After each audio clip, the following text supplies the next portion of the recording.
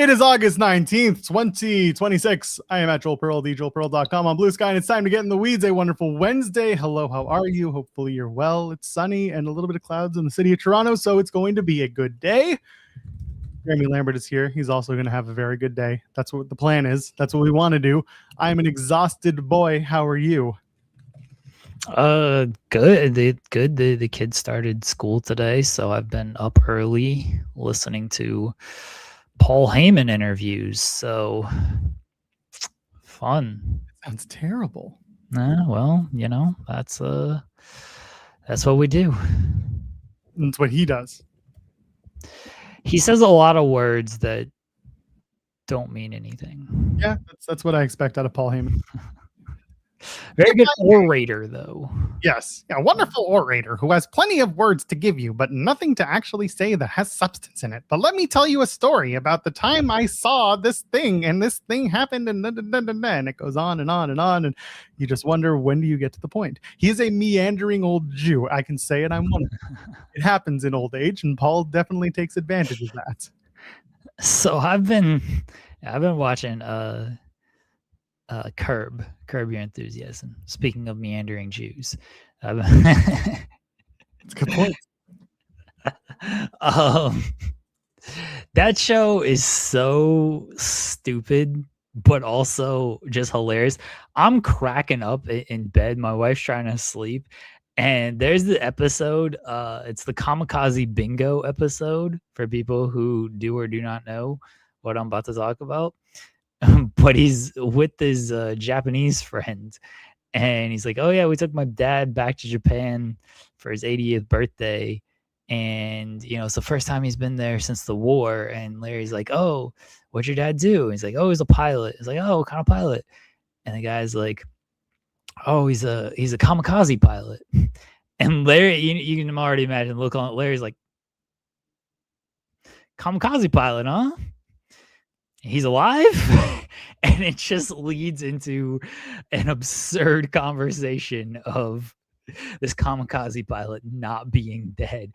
And I'm dying in bed, and my wife's trying to sleep, and I'm like, I'm so sorry for just waking you up, because I'm watching this horrendous show as they're talking about this kamikaze pilot who is not dead.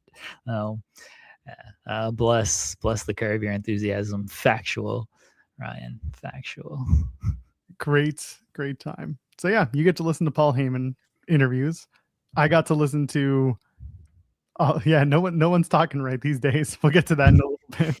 And I got to listen to beeping and whirring and not whirring and all other crap, because I was up this morning at 2:30 in the morning when most people go to sleep, who aren't normal. I was up at 2:30 because I had to get an MRI today. For those of you who have never had an MRI, don't. It's fine. Like, it's not a problem, but it's like, first of all, I hope you never have to do it, because usually that means something's up.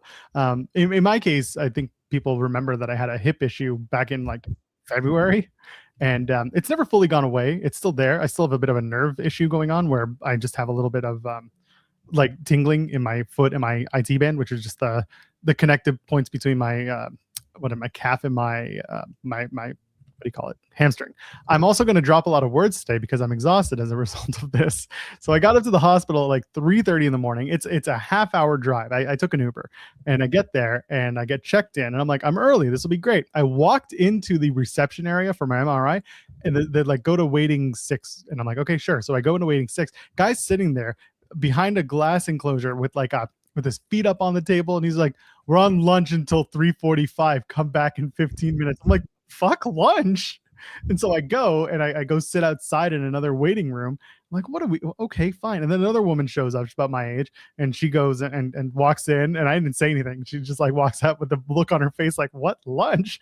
And I turned to her, I'm like, told you it was lunch too? And she's like, yeah. I was like, so we're gonna sit out here like idiots for 15 minutes? Yeah. So we do, because we have no choice. And eventually they call us in and got into the machine. I've heard stories, Jeremy, about people being given headphones when you get an MRI, and that they will play music into the headphones. Yeah. Not the case with mine. They just gave me earplugs and headphones and said, this is for the noise. And I'm like, well, okay, that's fine. And I get in the machine and they send me in. My wife was like, why didn't they send you in feet first? Because they're doing an MRI specifically on your lower back because that's it's at the base of the spine and it's a nerve issue to my leg. And I was like, that's a very good question. But they sent me in head first, which means I have to do just a bunch of, I was counting the beeps, and this is a very claustrophobic machine. It is like, it's on top of you. If you've never been in an MRI machine, don't, because you will feel, especially if you're claustrophobic, you will hate it. They give you a little squeeze ball and they're like, squeeze this if you need it. And I'm like, I hope I don't, but okay. That's their one fail safe. It's a giant room with a giant magnet, and you hope that there's nothing in your body that suddenly comes out, and it doesn't, because hopefully and yeah, they did the thing. It takes about 10 to 12 minutes, no problem there. But like, yeah, at one point they're doing I guess the big beep, which is just the big part of the imaging, and I counted like 270 something beeps. And at the end of it, I wanted to ask him, be like, hey, do you ever count how many beeps this thing does? And see if I got the number right, because I was exhausted at 4 a.m. at this point. And I didn't. I just took my stuff and I got in an Uber and went home and got into bed at 5:15 and slept for another 2 hours. So I'm tired today. That's what it is. And if you've ever gotten an MRI, you know the pain. And if you've never gotten an MRI, do not. Especially if you are someone who gets a little weirded out in tight spaces, which I don't. But for this one, I was like, oh, this is tight even for me. It was an experience. I'm glad you survived. I'm not. That's okay. You just wanted to die. Sometimes you just need to. I don't think like you need to die. That's not good. I mean, what's the worst that could happen? Oh, okay. All right, fine. Go out how you'd like to go out. That's right. Let me have my time. Yeah. Oh, we got it. Now I'll know in a week what's happening. It'd be funny if the MRI tech started playing Matt Hardy's theme song. I hope none of my medical professionals are ever wrestling fans who happen to know about this show. And if you are, please don't talk to me. I'll put my ear pods in. Even if it's an MRI, I will go. And yes, I am aware that people have lunch breaks on any type of shift. Lunch is not a noon thing. Lunch can be anytime. That's fine. Close the door to the waiting area if you're on lunch. Put an on lunch sign. There's chairs right outside that door. But for me to come in and see your foot up and you just hanging out watching, whatever on your phone and then be like, we're on lunch. I'm like, what the fuck? Okay. It's a little bit shocking because I thought you were doors open, ready to go. But anyway, wasn't going to be early for that appointment, I guess. Oh, the MRI tech playing Pat McAfee's new album. Be like me wanting to jump out of the MRI machine. That sucks. That'd be great if they just played like the worst music ever to just make you like further uncomfortable. Be like, well, I'm here. Guess we just gotta go through this, and then you just never want to do it again after that. I don't think I've ever had an MRI. I'm trying to think. No, I did when I got into a go-kart accident. Yeah, they put me in the MRI machine because they had to like test me for like a concussion and everything, like scan my brain to make sure like it wasn't further messed up than it already was. So that's the one time I've had an MRI, at least the one time I can remember. I don't remember it being like too terrible, but I'm also like that stuff doesn't like fully bother me, so it's not so bad. I wondered if I'd closed my eyes and fallen asleep, if that would have been okay. But yeah. I guess I'll never find out. Yeah. Yeah. Someone's saying I thought I had a few MRIs, but from Joel's description, I must have had CT scans. That does. Don't remember any of the music or any of this stuff. That's the thing. I didn't get the music. Some people get music, but I think it's because some MRIs are longer than others. I'm having a conversation with somebody we both know very well, and they're telling me about their experiences with MRIs, and some are much longer than others. So there is that. Mine luckily was 10 minutes. That's the worst of it. But we did it. Did you spill? No, there was something that I had to get off of my computer. It was literally on my computer, and I had to get it off.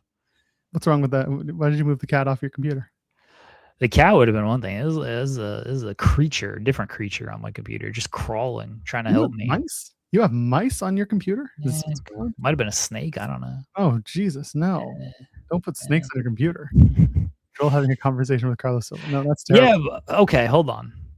This is a great introduction here, Ryan. Okay.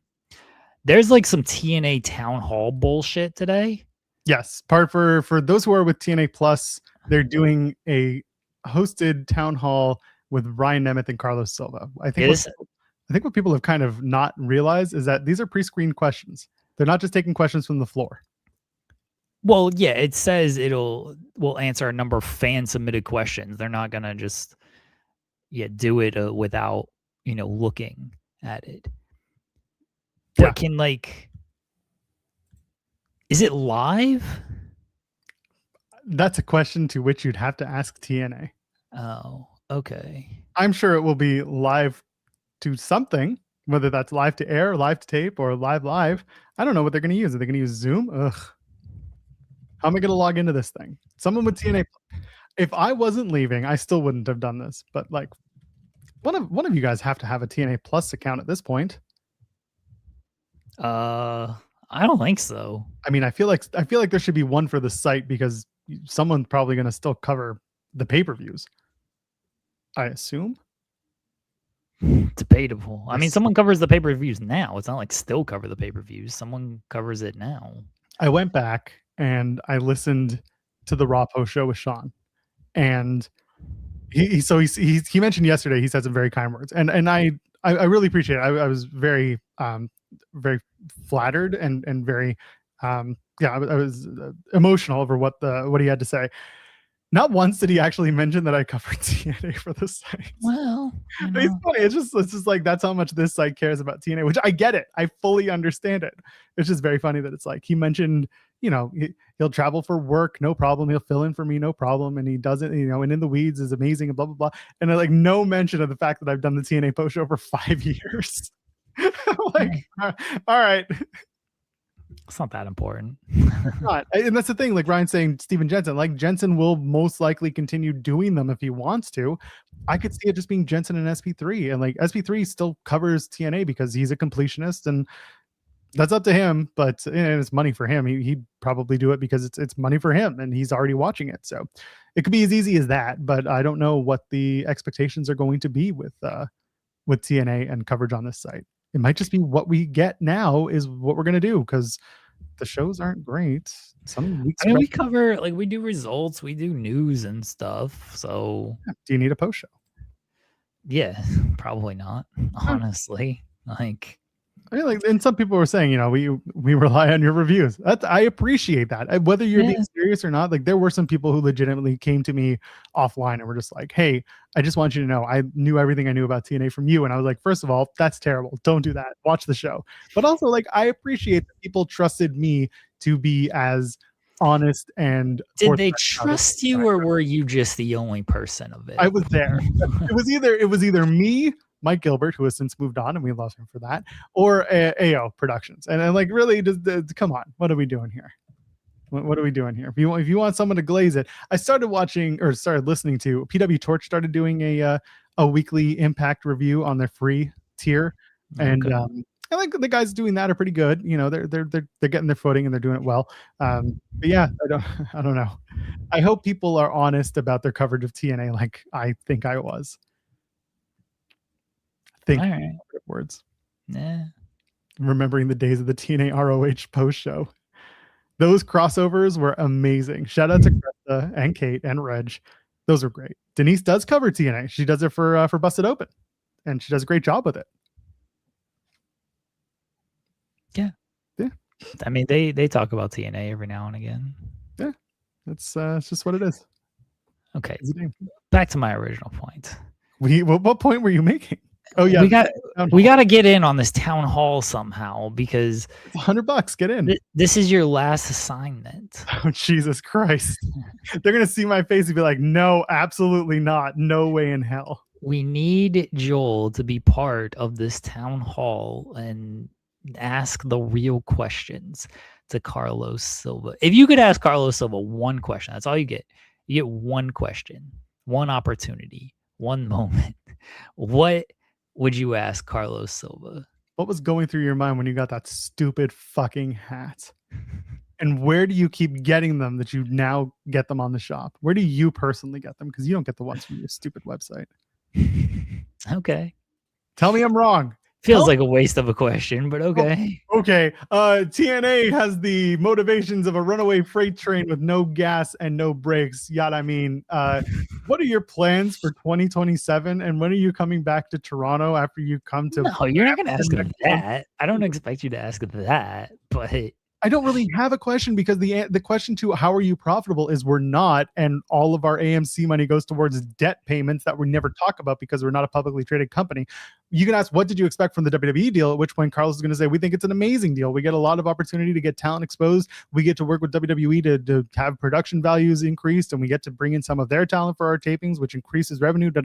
Again, I foresee a lot of these questions and their answers, but there's nothing they can say or a question that I can ask that I really trust the answer to be sufficient. Sure, but that's, as we know, a cop-out. Like, we know that we're not going to get certain answers when we ask certain questions. This is, you get one question, you're leaving, like, you don't have to worry about relationships or anything. Like, this is your one question. You might not get anything out of it, but you don't have to worry about what the answer is, because there's no long-term ramifications. Because I got questions I'd like to ask Tony if and when he ever returns on this show, but I'm also thinking of long-term relationship of like, probably not the greatest time in the world to be bringing up this certain thing. If I have one question to ask him and nothing else matters, then I'm not just going to ask him something stupid. Well, probably, but that's fair. Me. Listen, what would I ask Carlos? Okay. I can ask what is going on with your knockouts division, and 3 women, I think it's actually 4, asking and receiving their releases in under 6 months. Why are we hemorrhaging talent? What? I went in the private chat. Okay. Yeah, just like why are we hemorrhaging talent? And I mean, he's gonna then talk about the new talent signings and how they're always looking, blah blah blah, and it's gonna be whatever. Sure. Again, we can act like none of these questions are gonna get answered, and I'm sure they won't, but it's still good to try to ask it if you only have one question to ask. I think I'd ask, like, was there an out clause with the WWE TNA deal? Because that was a thing that no one really asked at that time. Who reported that, like, it's going to come? What? Axe reported it, and they talked about it. They outright denied it, didn't they? No, they didn't deny that there was an out clause. They denied that it was ending and like WWE was pulling back and everything. Right. Yeah. So I think I'd ask like that. Is there an out clause with it? Because it was supposed to be a multi-year deal, and I mean we're on year 1.5, I guess, of it. So what was there an out clause after like a year or anything? And there's still WWE talent who shows up on TNA, every now and again. It's definitely not as prominent as it was. Ask, how much is the AMC deal worth? Which, again, he probably won't answer. But that answer real fast. Yeah, and that's fine. He doesn't have to answer. But then no one can say, like, hey, well, he's never been asked about it, type of thing. And it's one question that nothing else matters. You're just asking the question. Like, if you don't think you're going to get a good answer out of anything, which you may or may not, then just don't ask any questions. I don't know what they want. I don't know. They don't know what they want. Where's the TV money gone? It's chipping away at debt. There's your answer. Okay, but that's still a good question to ask. Like, don't get me wrong. These are a lot of good questions to ask, and yes, you then get potential confirmation from these people. It's very funny watching this company from the way that I have, covered it the way that I have, to see that one for sure. We'll get there. To see how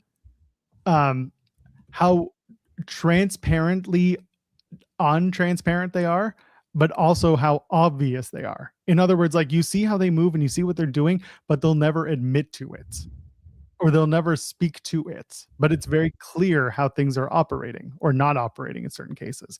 Like it's there. So Yeah, show up and be like, will you fight me? there have been times where I've been approached at shows and been like, okay, this is actually a nice one. Shout out to Alvin Turner. He's a local wrestler out of Ottawa. Hopefully listening. And hopefully I didn't just mess up his name. He came up to me at C4 and he's like, brother, I listened to that whole Joey Janela 2-hour interview and I was entertained as a hell. lot of people listen to that who I've gotten a few messages of like that Joey Janela interview is something else. And I'm like, wait, you listen to this whole thing? And Moses on Spotlight and mentioned that he listened to it. Moses, the commentator for GCW, longtime friend of Spotlight. He mentioned on air, but I've gotten other messages from people who were like, yeah, I listened to that thing. I was like, oh shit, I'm sorry. All right, continue. No, it's just very funny. And sorry, I messed up his name because I know a lot of these people by their shoot names and I don't want to, I get it. It's indie. It's not necessarily going to be a problem, but I don't want to give anyone's their stuff away. But yeah, it's very funny. It was just like, you got me through the rest of my workday. That was a 2-hour thing that I didn't expect. There have been times where I have been approached about stuff that we've done on the show. And I'm just like, oh, you watched that? Oh, damn. And this was one of those times. I wonder if I approached Carlos Silva, if he would play it cool or if he would say, oh, I know about you. And odds are if he says, I know about you, the next question out of my mouth is, what did Ross tell you about me? Well, you saw the question my wife posed that I put in a private chat. Oh, man. A rumor is Jim Ross listened to the Joey interview during his surgery. Amazing. I don't think it's true, but he saw his brain just lighting up throughout the entirety of it. That'd be hilarious if he did, honestly. Carlos, my one question for you before I depart this wrestling media landscape: how often did you watch my post shows? That'd be fine if you ask that. You know, he could lie and say never, but dear at Carlos Silva, as you may have heard, I will be departing wrestling. This is a daily thing until I'm gone, by the way. I'll 2 more days. You're here tomorrow, right? Pardon? You're gonna be here tomorrow, right? Yeah, I'm not. I don't know if I'm gonna be here for the whole show, but like I'm popping in at one point and joining. Okay. Right, running from the grind. Okay. I got a few things to also take care of. As you may have heard, I will be departing wrestling media this week and moving to greener pastures. Wow. Before I go, I was hoping you could answer this question. This burning question. Where did you get that hat made? Didn't Sean ask this? I asked him to ask it. I don't think he did. I thought he did. Didn't he go to a Lids and that's how it happened? Yeah, so why are you asking a question that's already been asked? Oh, I don't know if he asked. Hold on, let's figure this out. Silva, don't waste this question, Joel. Jesus.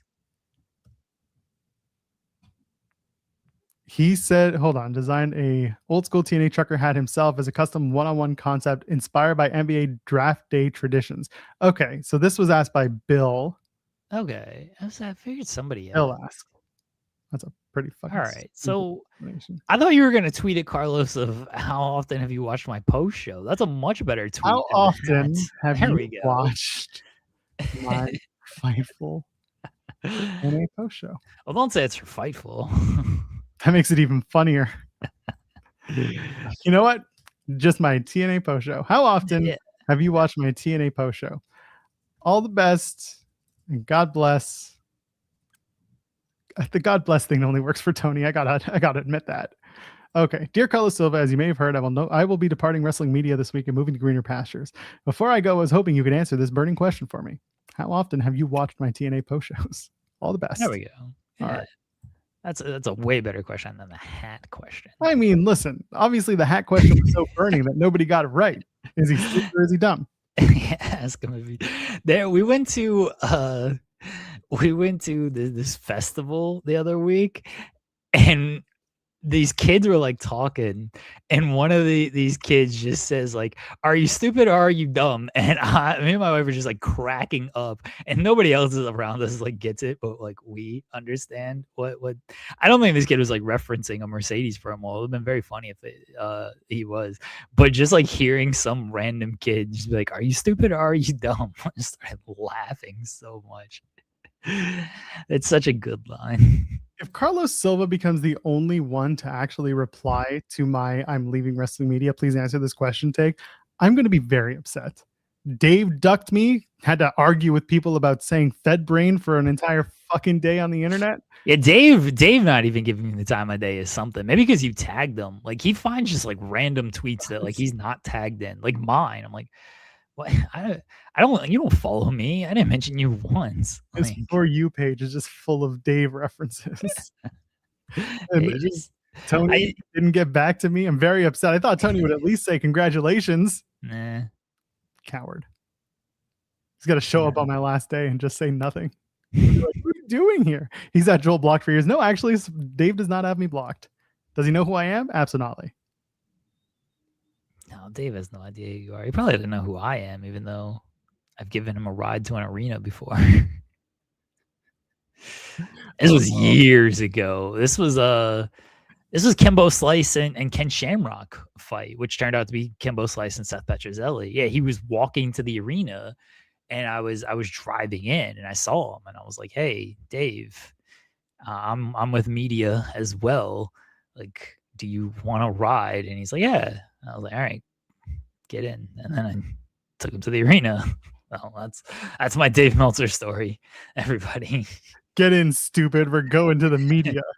I told him I was like, "Hey, I'm Jerry." I was with 401 Mania at the time. That was my first like MMA event, I think, that I covered.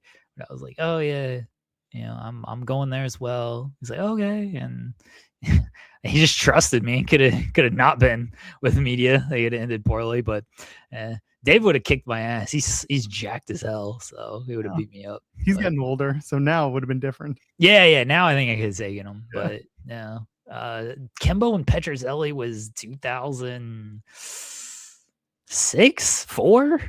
No, I graduated in 06, so 2008, maybe 2008. I could look this up, but who cares? No, I'm looking it up. Okay, 2008. Yeah, okay. October 4th in Sunrise, Florida. Yeah, Florida. Yeah, I was in Florida. Yeah, went to that show. Dave in Florida. Yeah, my dad was gonna kick my ass that day. Good for him. Because I lied and I said like I said that I was gonna go. Like I said that I got a media credential and everything, and that's how I was gonna go and stuff. And my parents went with me, and because they wanted to support me, and they also wanted a trip to Florida, and they bought tickets to the fight. And like the day of the show, I'm like, "Oh, do you think like I can get tickets to the fight?" And my parents are like, "What? Like, I thought you were going as media." And I'm like, yeah, no, I just really wanted to like come see this fight, which wasn't true. I would not go all the way to Florida unless I was covering this event. But I was like, no, like I just really wanted to see this fight, and you know, I didn't get a ticket. So do you think like I can also get a ticket? My dad was so pissed. He was like, we drove all the way to Florida, so like you're not even working to do that. You just want to like see this fight. So it was like a false premise thing. We were at a Wendy's, and he like kicked the trash can at Wendy's. He was so pissed. Oh, you're such a dick. Yeah, and then I was like, no, I'm kidding. I'm with the media. They're like, my dad was really ready to murder me on that. But then he was so proud of me because, you know, I was with the media, and for those that don't know the story of this, Kimbo Slice was supposed to fight Ken Shamrock, and literally like at the event, Shamrock like got hurt while like sparring backstage. Like there was a cut, and it was a whole big ass ordeal and everything. And all of this is going on, and like the media knows, but social media isn't quite as prominent. They're not saying anything on the television broadcast yet because they're still trying to sell Ken Shamrock and Kimbo Slice. But like it's being passed around at Media Row. And so I I met up with my parents during like a break and stuff, and I told them, I'm like, yeah, I don't think this Ken Shamrock Kimbo Slice fight's gonna happen. Like, it sounds like this guy might take his place. Like, Ken Shamrock's like out of the fight, and they're like, wow, really? I'm like, yeah. And so everything goes about, and Seth Petrozelli takes his place. And my parents, I see him after the show, and my dad was like, I made so many friends in my section who thought like I was some insider, and that like my son was like the coolest person ever and like knows so much, because I was telling everybody in my section like, oh yeah, my son says that the Ken Shamrock's not gonna fight, and they're all like, nah, like he doesn't know, like they don't know anything, like that's not gonna happen. And then when Ken Shamrock didn't fight, like everybody's like praising my dad of like, wow, I can't believe that came true and everything. So my dad was complimenting me, so because I gave him inside information on that. But my parents are always very proud of me and always very supportive of me. I don't know how I turned out like this. What can you do? Well, you know, sometimes the apple falls further than the tree that you want it to. Yeah. It's upsetting how I still turned out like this despite having proud and supportive parents. I love this. Lauren saying, moral of the story is it's crazy. Yeah. Yeah, just be like, hey, I'm Dave, I'm with the media, like get in. Now he's like, yeah, sure you are. Sounds good, pal. Let's go. It's like everybody's with the media, sure. Get in, jerk. We're going to Arena Mexico. I got an interview with Mystico at Informa. Let's go. They're like, oh, I've done that. Let me give you all the pointers. And he just hops in. I still think like if Dave like logged off for 25 minutes, he could just watch this match. That man tweets so much. He does. How do you get like he gets a lot done? Like bless him. Like I know Dave's work ethic. It's very, very good. But I'm like, you would actually get more done if you just like logged off Twitter and stopped arguing with people for 500 hours in the day. He just needs 25 minutes to watch and rate the match. If this comes out in the Observer this week, I am taking full credit for it. I don't think it is. I don't think it's ever coming out in the Observer ever. So there you go. Yeah, I don't think it is. I don't think he's doing it this week because you pick him up in a excuse. You pick him up in a big white van. You put him in a chair, the captain's seat, and next to the captain's chair is a 50-inch television wired with Mercedes Moné versus Dino World, and you drive around for 25 minutes while he watches the damn thing. You put noise canceling headphones on, you tape his wrists and his legs and the headphones all to his body in the chair, and you do not let him go until he gives a match rating. You film it also for content because that's what we do. Oh yeah, you have to film it for the content purposes. I hope it does get voted match of the year. Just the fans are just like, you know what we're gonna do here. Anyone can do it. It's the Mercedes stands, the crew. Yeah, but how many of them like subscribe to the Observer? Oh, they'll pull out money for their queen. They'll do it. I swear to God, they will. That's true, actually. And I will watch this madness all the way from God knows wherever I am. I'm gonna love it. That's actually true. Clockwork Monet. Just eyes wide open with the tape. Oh man. Oh, he's got TNA lockdown to prepare for. He's gonna go all the way to Chicago. That's right. I think he's already used the excuses this week of like, oh, I've got like it's like the second part of the Dory bio, and then there's the G1 stuff. So I think he's already been like, nope, I've already got too much on my plate this week that I can't watch this 25-minute match. There's a 40 chess move to get the crew to 5. You know what? I'd respect that actually. Oh, we're giving him too much credit here. That's right. He's very smart, but I don't know about that part. He's definitely getting too much credit from us here, but I would respect if that was the move, honestly. So funny. Someone else had asked if we clued Brian Alvarez in that we were the one commissioning the cameos. No, we didn't. But if I knew that I was going to be taking this job and going away, then I would have told him back in April when I was in Vancouver with him. But I didn't see or I saw him, but I didn't talk to him. You should tell him to lower his price again. And he's got other things to deal with, brother. He's got to pay his bills somehow. I guess, but I do miss how cheap the cameo was. Well, you know what? Good for him. He deserves the money he gets, but he should be charging less. At least us. Yeah. Everyone else should get charged double so that we can do this. Yeah, we should get like the media friends discount. We should get the co-workers of Sean Ross Sapp discount since he beat up Sean. That's right. That's how it should happen. Anyway, hey, leave a thumbs up on the video if you haven't. We're 35 minutes in, and you should probably do that. So go ahead, do that, and subscribe to the channel because we're getting there.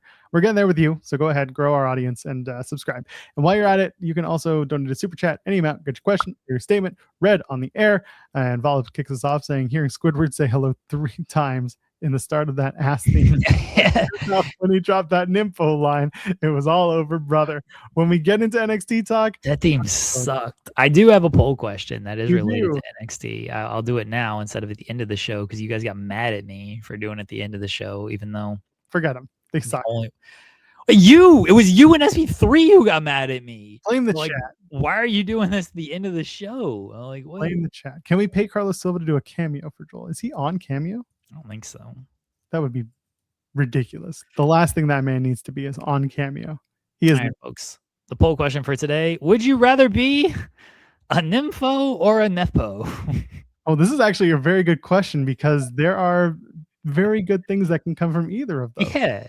So, which one would you rather be? Think long and hard, people. That's what an Nympho would do. Yeah, that theme sucked. Zilla. What a week for people who can't speak. That theme was terrible. Oh, he's doing a CM Punk tribute. Yes, you know? It's a CM Punk tribute. Yeah. You think Punk's gonna figure it out this week and get the right word? No, he's wrestling this week. He's not doing. You have a pre-match promo. Maybe. We can call him an endomorph, and then we can all lay this to rest. I don't know if he was doing endomorph. He dumb.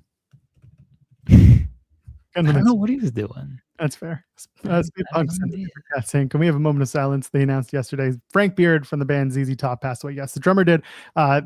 What's funny about Frank Beard, rest his soul, is that he was the only member of ZZ Top to not have a beard, yet his name was Frank Beard. He was not a founding member of the band, but he was definitely around for a lot of the ride.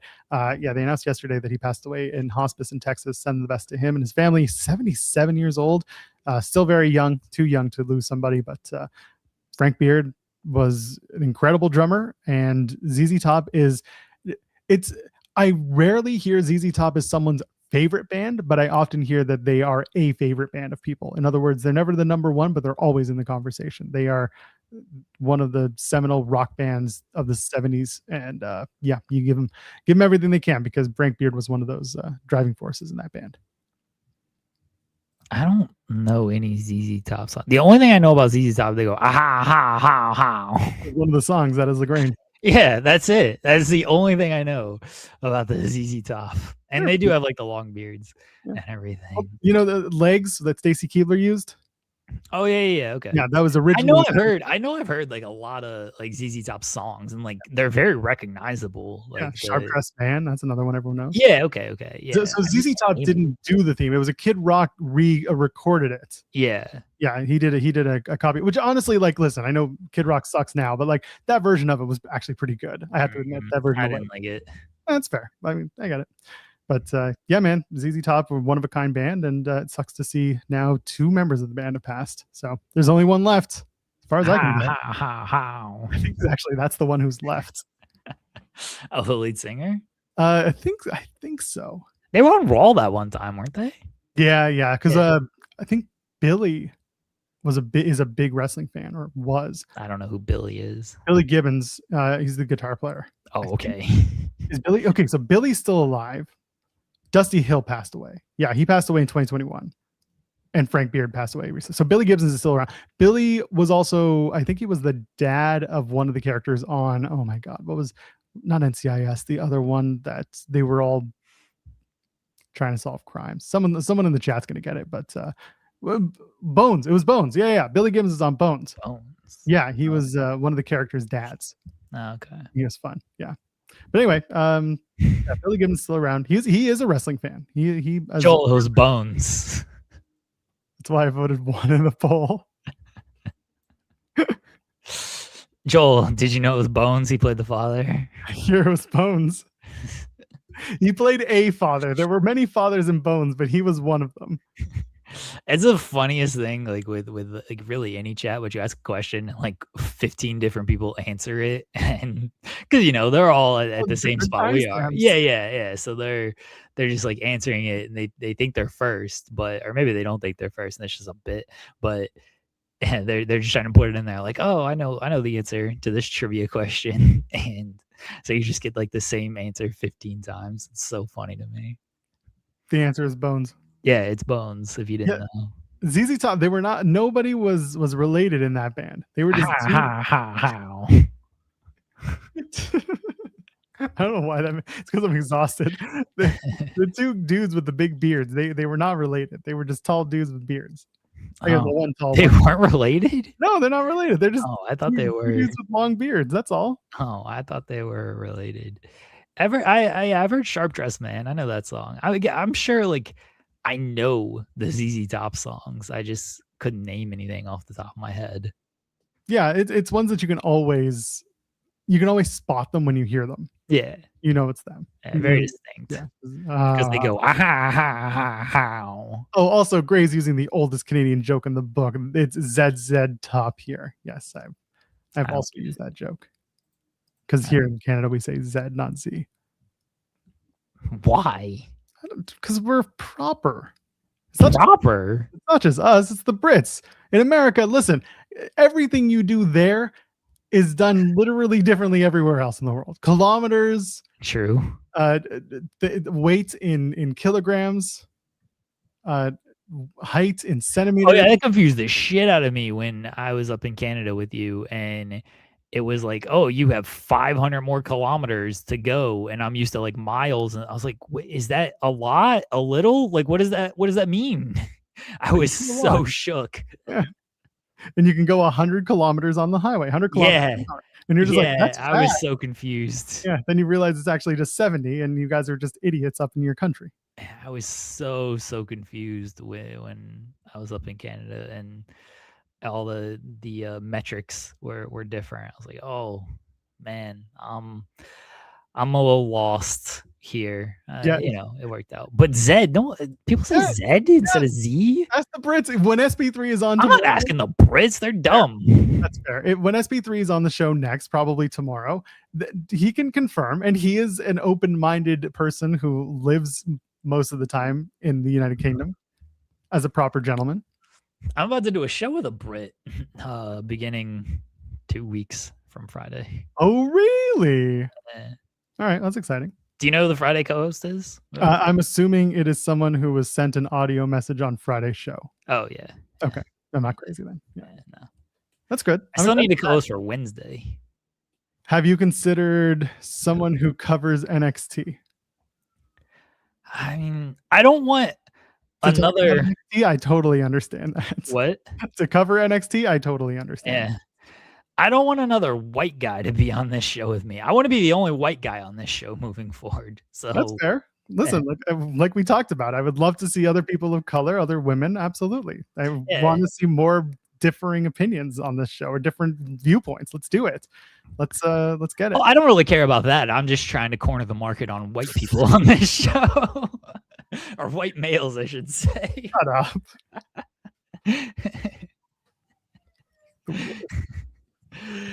So I do want. So I do need somebody for Wednesday. Lyric has been suggested. SP3 suggested Lyric. I don't know if Lyric has any interest in watching NXT, because that's cannot blame her. What she would have to do. That's the thing, is you got to find someone, one, who wants to do it, and two, who is willing to talk about NXT. I saw Alex and Denise were doing something. Queen of the Ring Alex were doing a gimmick, which is cool. They're doing I think Mondays on Denise's Patreon. They're doing a show. Alex would actually be great. I can have no idea if she would be interested, but I guess I could ask, and can't hurt. Alex is a good shout. Dear at Queen of the Ring.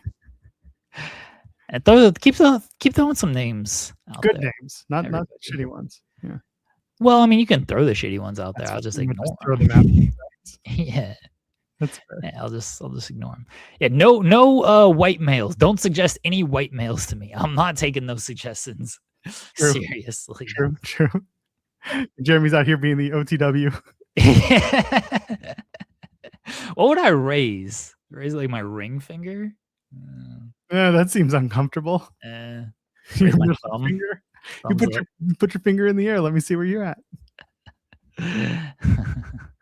Yeah, Alex will definitely cover Joshi and everything. She's gonna make me watch Joshi, which will expand my palette at least, I which mean, is like nice. SP3 watches a bunch of the Joshi stuff. So Yeah, but not to the level of Alex. well, that's what I'm saying. It's like you at least have that starting baseline Yeah, yeah. with SP3, and then you would just have to go a little deeper with Alex. Raise my arm, make a fist. I don't. Someone posting I'm Santi. taking it back. Someone posting Santi's app. Is Santi white? You'd have to ask him. I don't know. Oh, okay, I don't know either. Seems like a question for Santi. I've only met Santi once.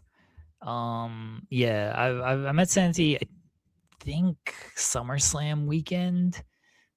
Yeah, when it was in Cleveland, I briefly spoke with Santi. Oh, Santi's Colombian. Colombian. Okay. That's something. All right. My other side of the family is part Colombian. Okay. Like crossing, I'll be whatever you want me to be. We need you to bring up a Filipino flag and fly it proudly. Sorry, not a Filipino. Was it a Colombian? No, a Puerto Rican flag. Sorry, Mike. I ruined the bit. I need you to get a Puerto Rican flag and use it in your background everywhere you go. Mike knows this joke. That's I love the W, just like that, for white. It's white now, not West. Like that. I just look like I'm throwing up. Like you're just doing the shocker. Yeah. Which, by this the is way, like West Side. And so by the way, my Zoe Serrano interview, she definitely throws up a variation of the shocker because we talk about the lesbian shield. Oh, good for her. She is very funny. I like Zoe. I interviewed Zoe the one time when she was with WWE. She's fantastic. There's always a Puerto Rican flag. Always. Zoe's fantastic. So that's the V1, not in this house, brother. And I guess so. That's true. Can you do white like that, or is that just like 3? There are people who do that, but it's Vader time. That's Vader time. What? That's Vader time. That's Vader. That's also live long and prosper. Nah, fuck that. Well, what is that? Is that anything? What's what? This? Yeah. I feel like this has been a thing. Can I claim this for white males? Well, it depends who you ask. I'm taking it back. Issa is not a good shout. Issa is not going to do this show for 2 hours. She's going to be sitting there just talking about Roman Reigns and, Roman Reigns for a good solid 2.5 hours. And Jeremy's going to troll her and the episode will last 1. Yeah, but I like Roman Reigns though. So I get along with Issa. I'm not talking shit about Issa. I'm just saying that would not work in the long-term play. See, I would prefer someone who I've been on air with, because and who preferably understands me a little bit, because otherwise it could go south pretty quickly. Alex has been on air with us. She knows the sense of humor and everything, so that's why I do think she would be good. Destiny Foam was not taking the pay cut to do this show. Fair. Although if you tell her that we can then broadcast it into a virtual voice, she might consider it. Cress is not getting up early enough. Yeah, Cress is not good. And also then you lose her for 2 months because she's smart, and it doesn't work. Yeah. I would love if it was Cresta, but I don't know if she'd get up early enough to do this, but I don't know. I could probably pitch it on Cresta, and Cresta might like me enough to do this show. I guarantee she ain't waking up on time. I mean, that's probably true. That's the drawback. Or you will get her on an all-night insomnia run. I mean, that'd be good though. For whom? Everybody. All right. Yeah, we get for everybody. I think you and Adam Copeland should host ITW Wednesdays. He's white. Is he though? He's Canadian. I'm trying to get rid of white Canadian males on this show. Cam Hawkins will not do this show. No, Cam. He's smart, first of all. Yeah, Cam's already said that. Not that he won't do this show, but I just don't think he has any interest in doing like a weekly show like this. Although he might want to do a weekly show like this, because this show is dumb and we don't always talk about wrestling, which is bullshit. But I feel like Cam also will just he can just jump on whenever he wants and isn't beholden to like doing the show 10 to 12. He's like, oh, okay, Jeremy's here. They're chatting on a Thursday. Let me jump on this day. So I feel like Camp probably prefers that anyway. You know who's well spoken and not doing anything right now? Keith Lee. Oh, okay. You should ask him if he wants to do it. I don't think he wants to. Dear at Keith Lee. This I actually respected. This I really respected that he's like, yeah, I don't answer my phone after 6. Like, you know what? Good for you. I started doing this in going to bed, and it's really worked out. Is it putting on sleep, do not disturb? No, my phone always stays on do not disturb. Like, good to know. Because it's typically like in front of me or I'm in front of my computer. So, or I just check it all the time. So no, my phone, unless I think the only people that like can call me and get through are my wife, kids, and mom. That's it. Like if anybody else tries to call me, like there's no ringtone on it because it's on do not disturb for everybody, except for those people. But I've started just doing like after like at 11 o'clock at night. Some nights, sometimes I'm still like, there's probably stuff to do. Like 11:30, which is still probably too late. But I got to watch the shows and cover them and everything. I just set my phone down and I turn it face down, and I don't look at anything. I just watch TV and fall asleep, and that's that. So yeah, it's been very helpful in like going to sleep too, because I'm not just like, oh, my phone's lighting up. What tweet have I gotten? What news has broken? Who's doing what in work wise and stuff. Like, no, I'm just not talking to anybody past these hours, and it's been very helpful. You should do that. More people should do that. And also, if you want to get more extreme, take the phone, leave it in another room. Leave it in a bathroom if you're only in like a 1-bedroom space or one, in a studio space. I don't know if I can do that. Maybe you can, but I'm a big proponent of just put your phone in another room if you can't keep it out of your hands when you're sleeping. That blue light filter, get one of those if you absolutely have to. I'm a big fan of getting the blue light filter gone because that keeps you up. Blasting that light into your eyes when you're trying to fall asleep doesn't work that way. Yeah, that's why I said it face down. So yeah, face down. That way I don't see it. Yeah, yeah. That's one way to do it. Okay, hold on. Let's get to this. White, and this is the right answer. Oh, Kendra Lust. That would actually be good. You would have so much content. Yeah. So tell me about the time you were gonna suck Invisible Man's dick. That alone would get you all the views. How big is Invisible Man's cock? She's just like, I was told it was 3 foot, but then I saw it and I was a little shy of that. It was only about 1. Wow. I was told it would be bigger. Get a proper alarm clock and stop using that as an excuse. It's also my alarm clock. I get it. But I wear a watch to bed, so that wakes me up too. Because that thing just pulses on your arm when you're trying to wake up, and it's very strange. You ever woken up from a dream and you just hear bum, bum, bum, bum, and it's your wrist? No. It's throbbing? Yeah. No. All right. Can't say that's happened. That's fine. Who's got a bigger dick, the Invisible Man or Batista? Yeah. That was 100% a question I would ask. We should probably should we ask Batista on my last day? How big his dick is? Yeah. As you may know. Your last day, you can ask whatever you want. That's fair. That's true. We'll get there. We got 2 more days of unanswered questions we need to get answered. Yeah. Someone's gonna pull through. Probably not though. Okay. Swear to God, if it's just Carlos, I'm gonna be very upset on the internet. That'd be very funny. That's actually a great bit if Carlos is the one who answers you. I can disable wristwatch alert. I don't though. I like it. I like having the thing go. Like my watch just went off now because I got a notification. I am having a funeral. It's true. I mean, he wanted to die this morning in the MRI machine. So I felt like I would, and then I thought maybe it'd be great. Would be great. Anyway, what are we next on? What do we have to talk about? Nothing, hopefully. All right. Well, we did get a super chat, so I guess we can hit that one. Mikey V saying Mark Sterling is a better bumper than a lot of people. Buddy. Oh, it went around. He went down hard on his top of his neck and shoulder when he already had a sling on. Ooh, that was a hell of an ROH bump. I don't think he's a better bumper than people. He's just ready to take stupid bumps. Yeah, I just think he was dumb. Like, listen, shout out to Mark. He made himself a moment. But wow, that was like Man, hurt. that sucked. Like that really, really sucked. Like that He's just having fun with it.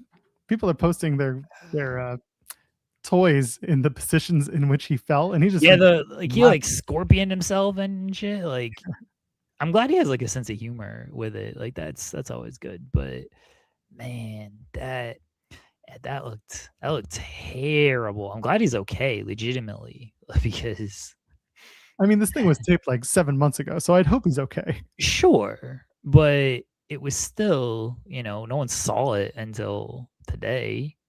Oh, Yeah, he could fantastic. have not been okay. I mean, yeah, I assume if he was like hurt, then a report would have come out like, "Hey, got a broken neck." I feel like we would have gotten this answer a lot sooner had it been the case. Yeah, exactly. But still, it sucked. Like it still had to hurt.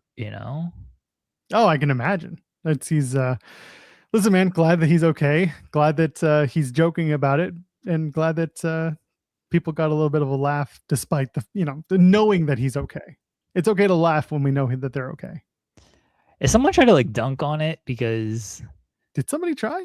yeah, because somebody just posted like another AEW production team error. Why wouldn't you cut this or use a different camera angle, especially on a pre-taped ROH show? Why would you cut this or use a different camera angle?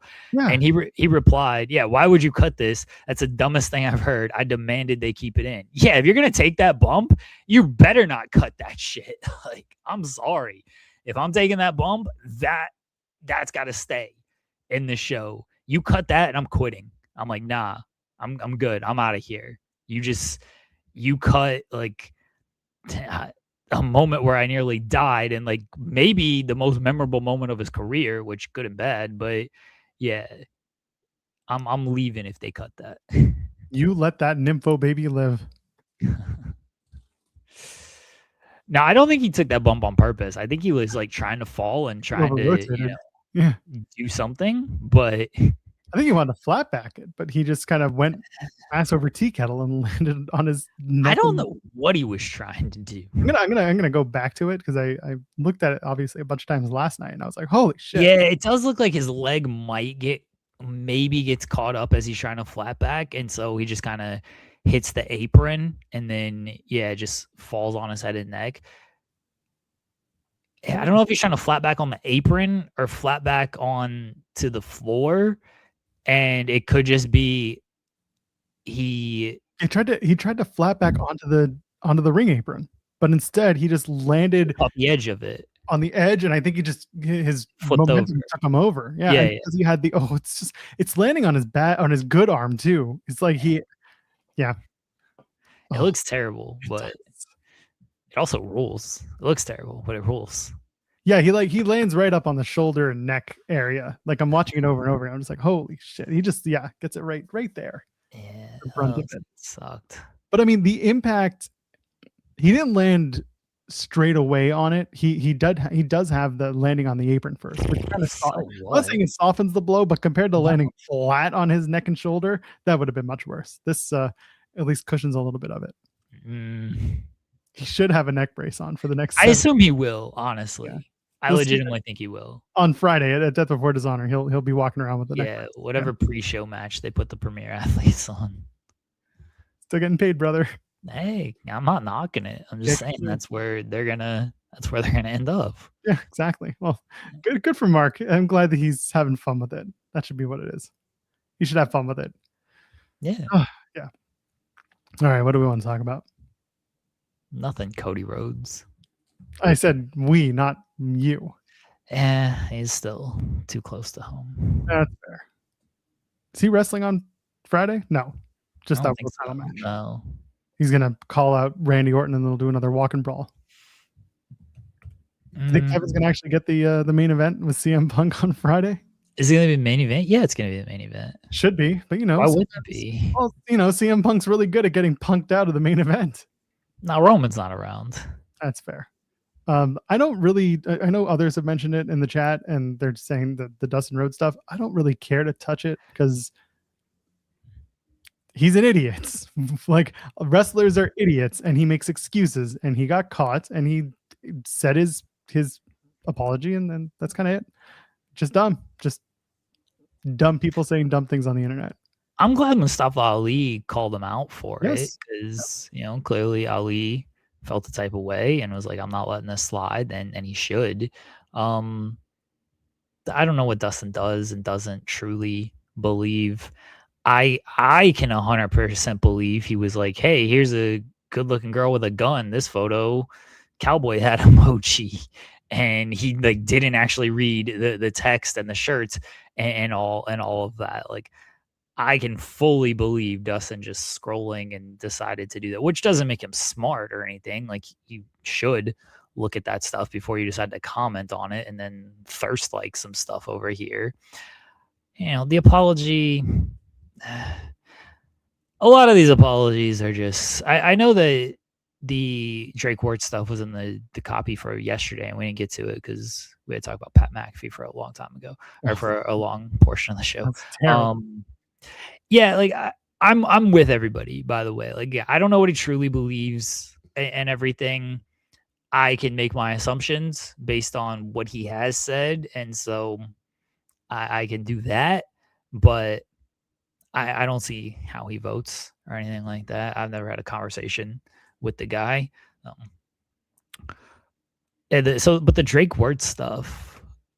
So yeah, we talked a little bit about his apology on Monday with everything, and then Brett Lauderdale posted comments. Let me pull up Lauderdale's comments.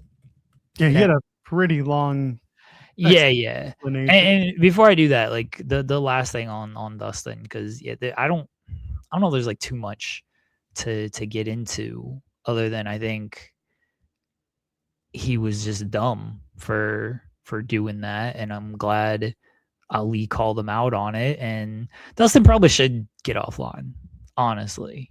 Like, I mean, others have pointed out that he's done this before and then played the same game, and it's like, who was it? It was Shaza. I think Shaza just completely made the right point. And I got in relation to Dustin? No, just in general. I don't know what to tell you. There's just a bunch of bad people in wrestling who, because the whole concept of pro wrestling is built on lying about who you are. Yeah. And then she's like, this isn't specifically about anything over the last few weeks. It's a general thing to remember. We are all carny fucks. And like, she's right. Like, and then everyone goes back to the whole like, now the big gotcha is everyone wants to post the demo. I don't know what to tell you. All wrestling fans are stupid, or all wrestlers are stupid. And then people who want to fight that are just like, yeah. And then a week later, he had Marty Scurll on his podcast. It's like, yeah, two wrongs don't make a right. He made the point. He's right. He's also a subject of the stupid people that he speaks. So like, what he wants, that was it. So Veda may have said it too. Regardless, it's just this is really the problem. Like, this is the reality of wrestling. Like, it's not Booker T's promotion. This is what it is. Yeah. This is what it is. Yeah, again, Dustin's history is his history on this stuff. I'm not gonna tell anybody how to feel about Dustin. I definitely don't condone what he was supporting, and but I don't know how he feels about other stuff. People can draw their own conclusion. And again, if you're looking for moral compasses, don't do it in wrestling. Don't. There are plenty of other moral compasses to whom you can attach yourself, and wrestling and wrestlers are not those people. Yeah. I don't even disagree with this. I think he was certainly liking that material. Definitely you can say that he is a bigot, and I think in this instance it's part of that. I do think he was stupid in this instance. I do think he saw, hey, gun girl, heart, like, yeah, keep stepping and whatever. Like, in this instance, I think he was being stupid, on top of how he feels about everything else that makes him who he is. And whatever words you would like to call him in that case. But yeah, he's not going to come after me. His name's not Matt Rhodes. Because I said it was stupid. Oh, okay. See? Sorry, it took me a second. We're all tired on a Wednesday. Yeah. So Lauderdale, when it came to the word stuff, and it says in the past, Drake Words has shared some extreme views. He spread a rhetoric that was offensive and in many cases dangerous. And so why does GCW give him a second chance? I don't like the whole second chance thing. Like, I feel like he's on like his fourth or sixth chance by now, but sure. Lauderdale just talks about how he was on the losing end of a brutal addiction to opiates, and he was in Miami for Mania Week and needed help. Only one person reached out, and that was Drake Words.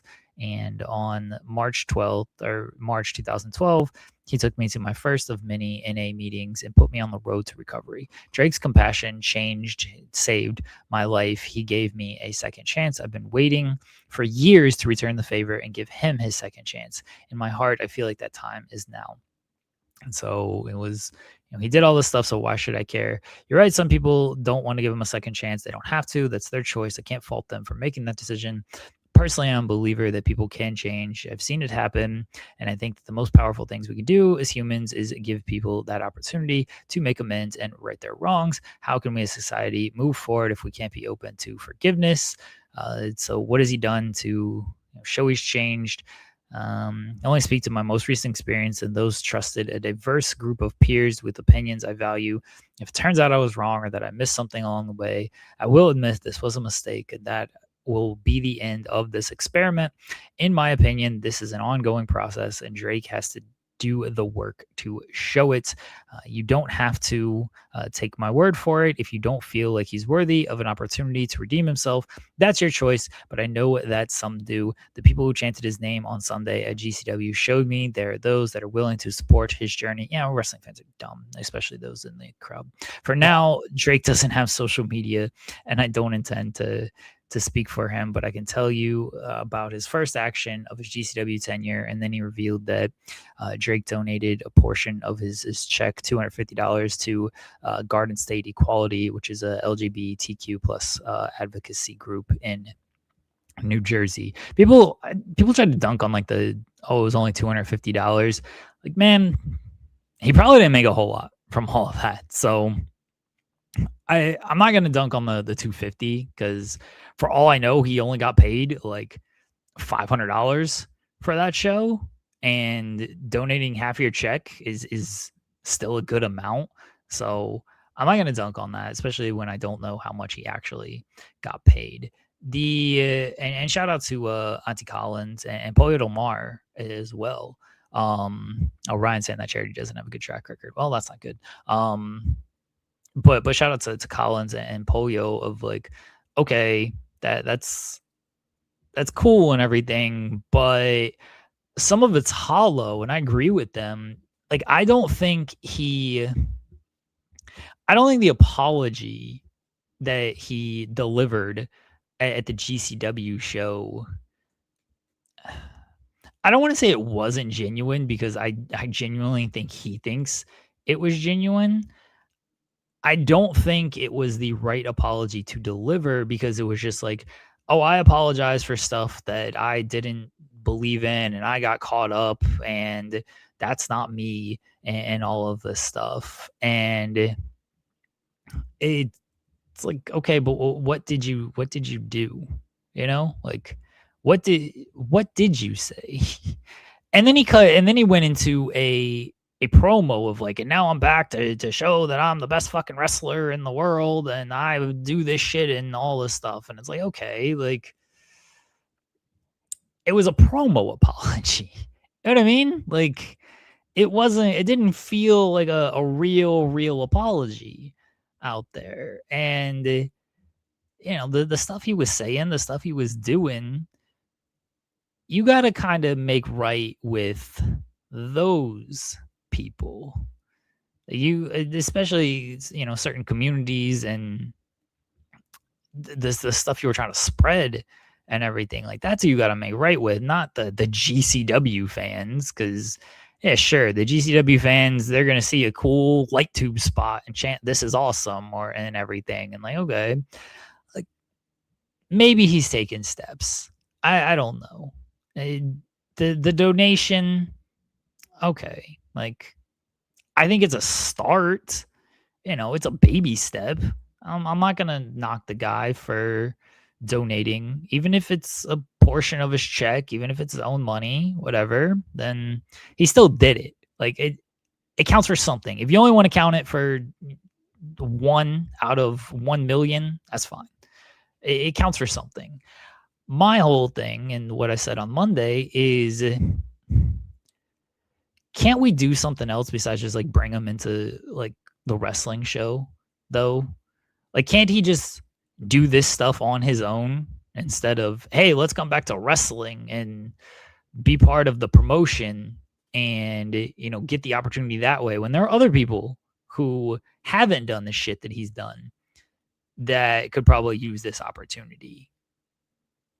Like, is it worth that much to Brett and the promotion? And clearly it is. They brought him in.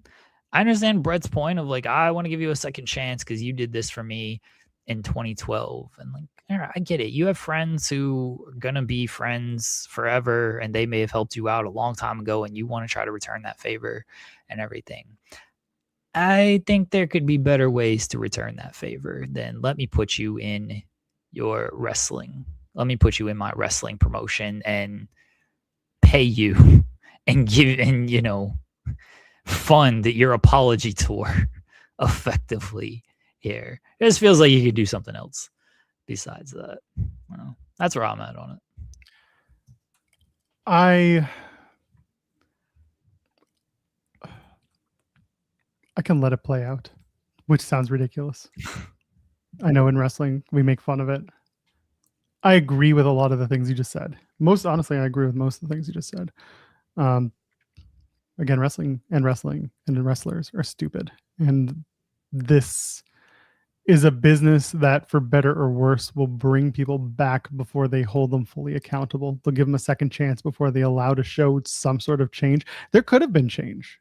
There could be something that we have not seen that has happened that has led these people to want to give Drake another chance. I know Joey, because Janela seems to come up a lot on the show these days. I know Joey has spoken about his relationship with Drake and how it has changed and repaired in certain ways over the last few years. That's going to be up to them to make that decision. They are the gatekeepers for all intents and purposes in terms of the wrestling at GCW. Brett and Joey are the people who have the biggest say into who comes back and who doesn't. There are people like Zilla, for example, who we'll talk about in a little while, who came in and didn't stick around for too long for various reasons. And they spoke very honestly about why he did or didn't work. With am I speaking right? Was Zilla? Yeah, was Zilla came in, right? Zilla came into GCW for a spell and then didn't last. Yeah, because he had like an entourage and didn't want to lose and stuff. I don't think he did anything that was. My point being is that there are one or two people who really make the decision of who comes and goes. I know that's a little bit of an extreme, but also Zilla's in our conversation today, so I'm just using him as an example. Point is, your choice is not their choice. They have to deal with the consequences of what happens next, and they are hopefully having better and deeper conversations than the ones that we're seeing. Now, how that equates to the public eye, unfortunately, that's not going to be answered immediately. This was the start of whatever they're doing, and if that is what they deem to be enough for now, that's up to fans and wrestling people to kind of navigate. Personally, I expect to see more. I'm not surprised to see that this is the explanation so far. I appreciate that Brett is saying this, that it is a personal matter for him, which does not surprise me. That was kind of what I expected to hear. Not to be, dismissive of anyone else's claims, but again, it's Brett's promotion. So for him to say it, it's for him to choose. And Brett is willing to take accountability if things don't work out, which means that he is willing to understand that he gets burned if it turns out that a carny was being more carny than he was. So that's going to be up to Brett to deal with. At the end of the day, this is not our It's not our choice to choose whether Drake comes back. It is once again our choice to support or not support bringing him back, and choosing whether or not you want to take the time to see whether or not Drake does the things to show his accountability, to show that he's grown, to show that he's changed. I agree with you that the promo that he cuts at GCW was not the strongest first step. It could have been much better. Zeno Hour said, he should be on a podcast to talk about it. I'm sure that's going to happen. Clown saying John from Game Changer World is trying to get Drake on the pod to answer all the hard questions. I believe that. I was going to say, I'm surprised Game Changer hasn't announced that they're doing something yet. Could be that they're waiting. Could be that they're, again, trying to. But this is all going to be the choice of Drake to respond. And then it's going to be the conversations and the experiences that Brett and Drake have. And I guess to a certain extent, Joey, because again, I bring him into the conversation since he has mentioned his relationship with Drake over the years. So it'll be up to this group of people around GCW to decide whether or not this is working or it isn't. Either someone gets burnt or someone shows that they are growing. What that growth is to fans is going to mean something else to everybody else. That's just the reality of it. Some will think it's good enough. Some will not. Some thought him showing up and saying, I'm sorry, was good enough. Some people thought that $250 to GSE was enough. And then there are people who have said not enough and he's got to show XYZ. I understand all of those things. We don't get to choose what decisions are made. We only get to choose what we feel is the threshold for our own personal relationship or enjoyment or buy-in to someone's involvement in wrestling. That's as best as we can do. So that's why the Drake stuff is just kind of like, I don't have much to say because I don't have a choice regardless. Just like the Dustin stuff. I think it's dumb as fuck. I think it's completely out of my purview. He should be called out. Both, if something happens with Drake, he should be called out too. But also when it comes to Dustin, he should be called out as well. I think respectfully as well, because as you mentioned, Mustafa Ali doing it the way he did it was to me the right way to do it.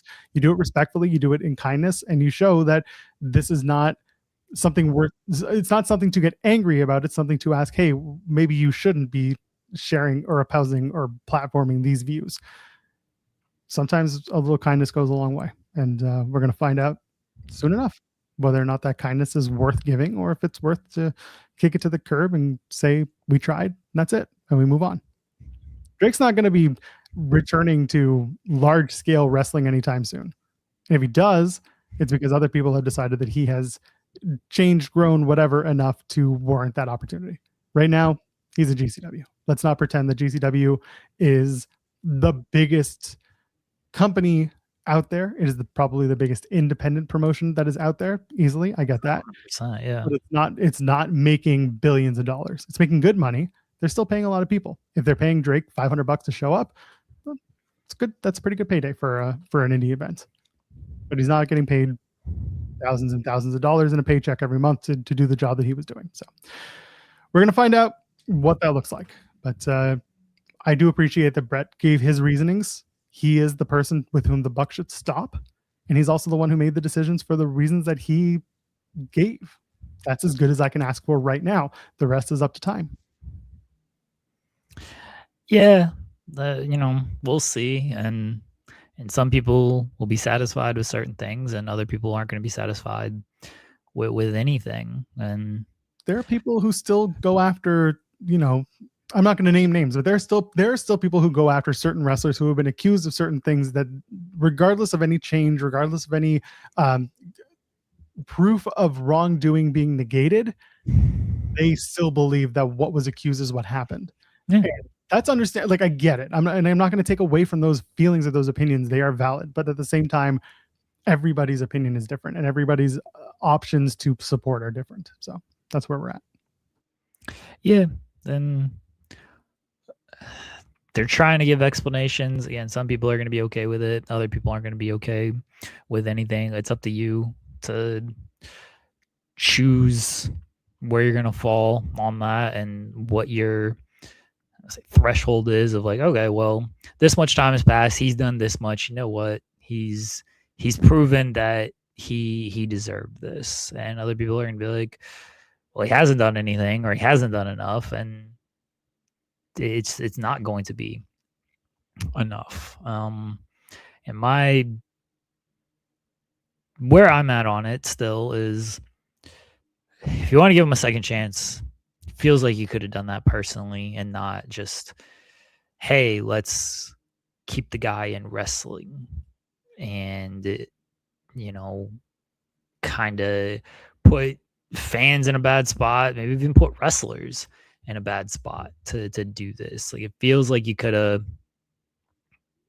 just let him live on your couch for a little bit or something, instead of just bringing them into the promotion like this. And maybe they have had a personal time together. Who knows? I know. Yeah. I'm sure there has been stuff like that. I just, I don't know if we need all of this stuff when it comes to wrestling, and just let other people get these spots and opportunities. I get it.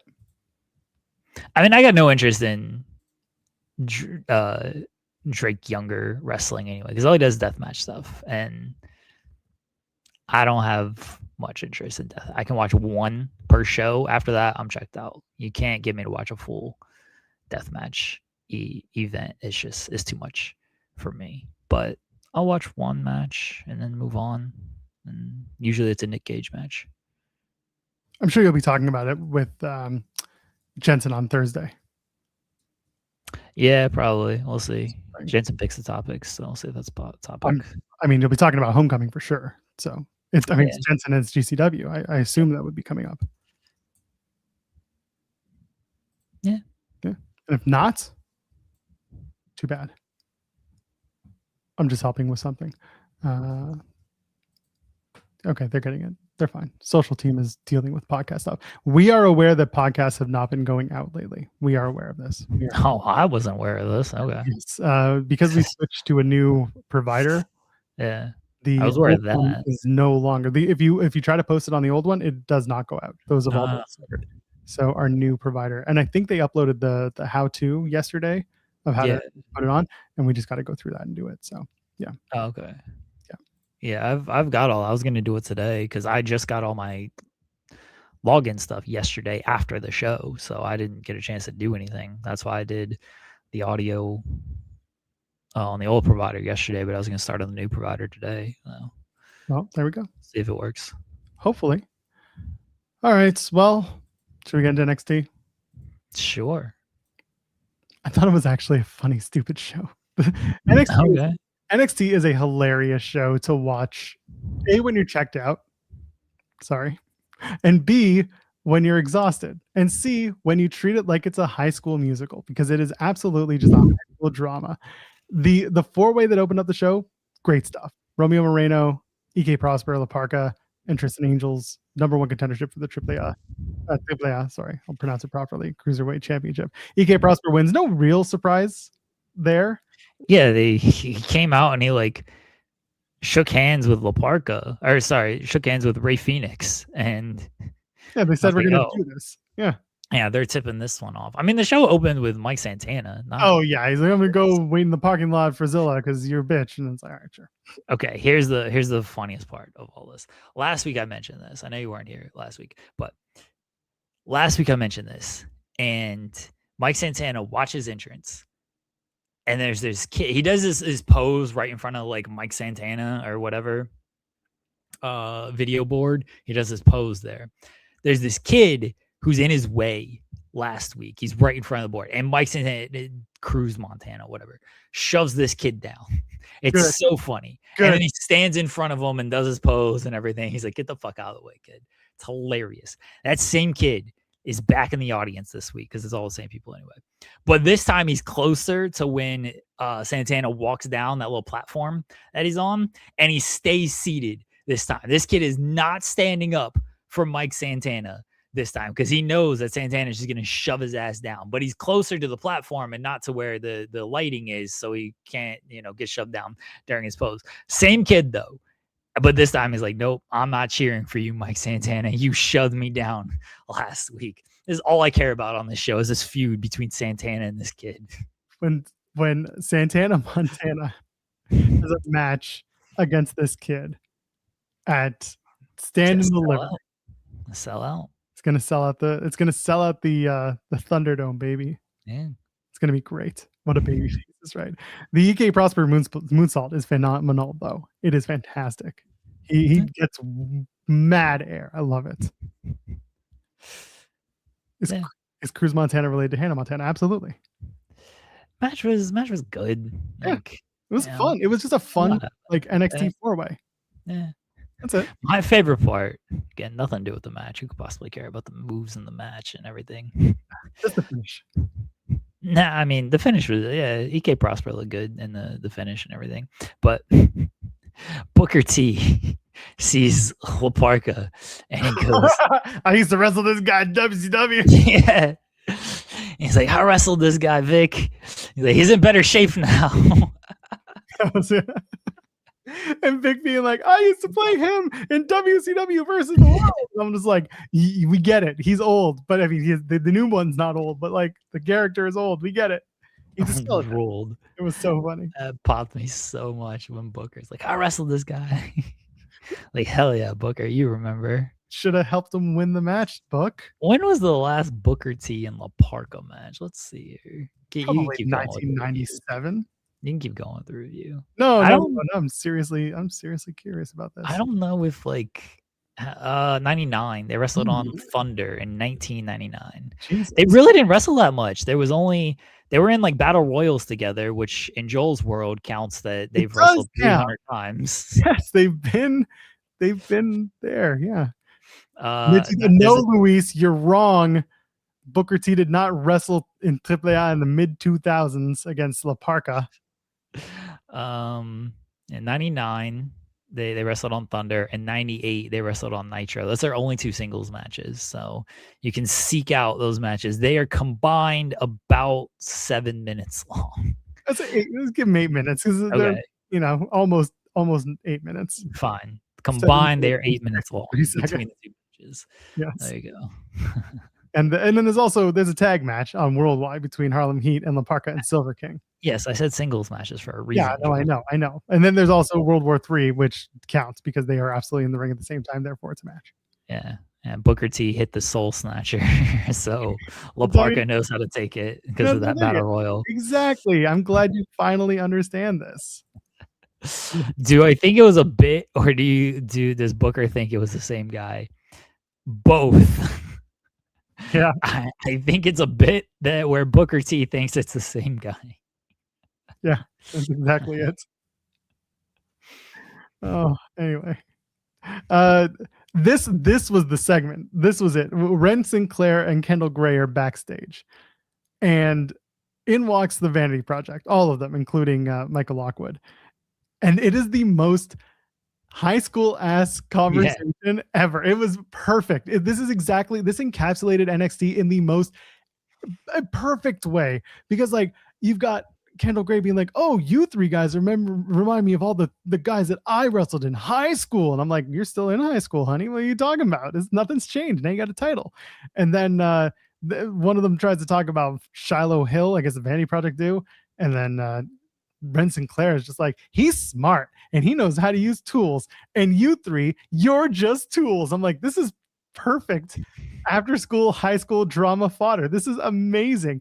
And then they say nice things about Michael Lockwood being the Vanity and that they're the project. And then they all walk away. And then the Vanity Project is standing there and like, "Are you going to let him talk to us like that?" And Michael Lockwood's like, "No, they cooked you. You guys you guys suck." This shit ruled. This was a fun segment. I did like that Michael was like, "Hey, you guys got cooked." He's like, "Lock in before you guys lose tonight." That was amazing. It's community theater on TV. That's all NXT backstage segments though. Every single one of them. And it's always in the kitchen. Yeah. You know what's funny? I have said this so many times. Kendall Gray, her character Bible is 2 things: great wrestler, loves cake. And you know what happened next? Because I had to re-sign into my my Netflix. I went on my phone to watch it while I was taking my kid to day camp today. And as I was on the way back, I turned it on and it turned on and it just turned on the episode that I thought it was. And I see Kendall Gray come out and she's wearing like actual street clothes now. And then she starts talking about winning the title. And I was just like, you already won the title. And she's like, I'm really scared to talk to people. Then I look at the date. It's June 30th. And I'm like, oh shit, I just watched this entire extra Kendall Gray promo. But you know what happened in the promo? Ren Sinclair comes out with a cake. And they eat the cake in the ring. And I'm sitting there and I'm just like, Kendall Gray, great wrestler, loves cake. And then talks about being a tomboy. And I was just like, this is the Kendall Gray Bible. Like nothing has changed. And then I realized that this is a promo from 2-3 months ago. So that's what I get for that. Anyway, all this to say nothing has changed, and Kendall Gray cooked the Vanity Project. Kendall Gray loves cake. Loves it. She hasn't had a slice in a while, but she loves cake. Thea Hale loses. Thea Hale's a big loser. Can't win the Knockouts title or the Knockouts TV title, but she also can't beat Natty. Everyone beats Natty. But you know why they're doing this? Because they're finally going to let Jada Parker win. So they had to use Thea Hale as the stopgap in between. I don't want to talk about this much. Well, it happened. And then afterwards, they made Jada Parker watch as Natty put Thea Hale in the sharpshooter again. I can't believe this Jada Parker Natty feud is like still going. Are you really surprised? I just thought it was over. Never ends. Like, why are we continuing this? There's nothing. It's not necessary. Jada did not win. She never really wins. Has she beaten Natty? I feel like she beat her one time. Wasn't there some? Wasn't that was the towel bullshit? Yeah, go away. Does it not count? No, because this is how Thea Hale got put into this. So now they'll do a submission match. There you go. Dungeon bullshit. There you go. Put him in the fight pit. The original fight pit. The one with the cage and you go down to the thing and it's okay, I'm actually for that. Yeah, they're not bringing that back ever, but you know, they should. Instead, we got to do the NXT Underground where they're all standing around the ring lumberjack style doing the Terminator doom doom doom, thinking that they're being original. Anyway, Lexus Jada Parker's been in like the same spot for like 2 years now. Yeah, there's a reason for that. Anyway, Lucian Price and Lexus King have a world's fastest man contest.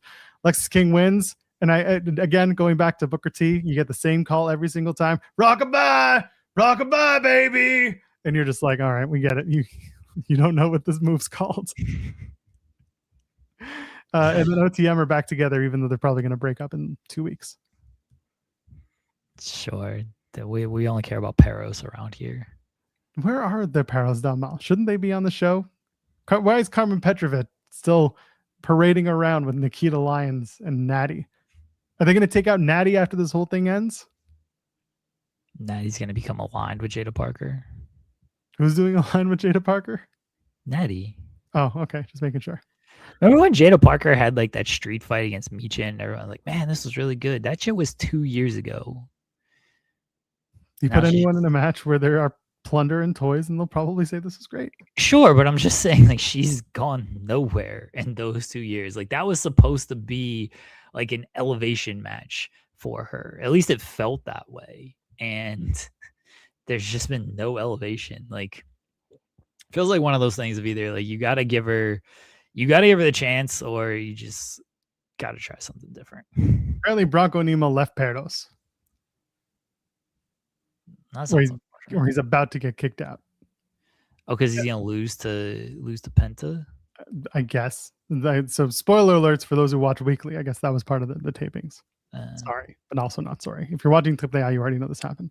They've already replaced him. It's fine. They replaced him with Damien Sessions because that's what you want to do is replace the new guy with someone who's much older and much past his prime, but a lucha legend. Super old though. Anyway, OTM are back together until they finally break up. Grayson Waller comes out and starts talking shit and says, glad glad Zilla Fatu is here. They're all the same. He got his ankle monitor off so he can roam free. That was a line that he used. D'Angelo comes out. They all bicker again. Mike Santana comes out. They bicker again. Robert Stone is like, hey, this is a triple threat match for the NXT title, and Zilla's not under contract yet. And so that's happening. Why does Santana like he's like, I'm gonna meet Zilla in the parking lot, and then he comes out for this segment and then he just never goes back to the parking lot? Well, you know. He didn't want to beat him up that badly. He was scared of the parking lot. Everyone is. Santana Montana knows. Well, he mentioned that in the promo with Phoenix. He's like, Yeah. the most dangerous place is the parking lot. That's when I'm going to go out there and I'm going to beat Zilla's ass. Yeah, And then he came back into the arena, and then he never went back to the parking lot to beat Zilla's ass. Seems bad. Seems bad. Anyway, Robert Stone is like, hey, Zilla's not signed yet, but he will be. And of course, we know how that plays out later on the night. Lizzie Ray and Shiloh Hill are doing their we're friends now gimmick. Are they going to start dating now that Tatum Paxley is out of the fold? Yeah, they just got to have an eccentric friend for Shiloh Hill at all times. someone's got to be the pretty female lead for Shiloh's. Yeah. Beast. It's very so this is the other thing in the this is what tipped me off in the Kendall Gray segment that I watched that was months old. Tatum Paxley came out to confront Kalani Jordan. I was like, didn't we already do this? Is she going back to NXT again? And then I realized it's from June 30th. So there we go. Anyway, Lizzie Ray and Shiloh Hill are now Beauty and the Beast. So that's happening. This was my favorite segment, more than the Kendall Gray, more than the anything else on the show. It's Keanu Carver sitting in Robert Stone's chair. And he's like, I want to get into a championship match. And Stone's like, it's not how it works. And I'm like, that's foreshadowing, because it is, in fact, how it works when you're an Nympho baby. And then Carver is like, I know you're tired. I made you a coffee. And Stone's like, I don't drink coffee this late. And Keanu's like, drink it. And I'm like, Jesus Christ, you're gonna drug him and forge his signature on a title match? And then Cam Hendricks shows up, and Keanu Carver's like, we're having a moment. And Stone's like, we are.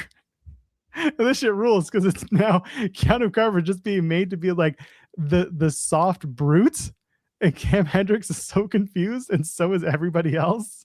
It's the dumbest, funniest shit in the world.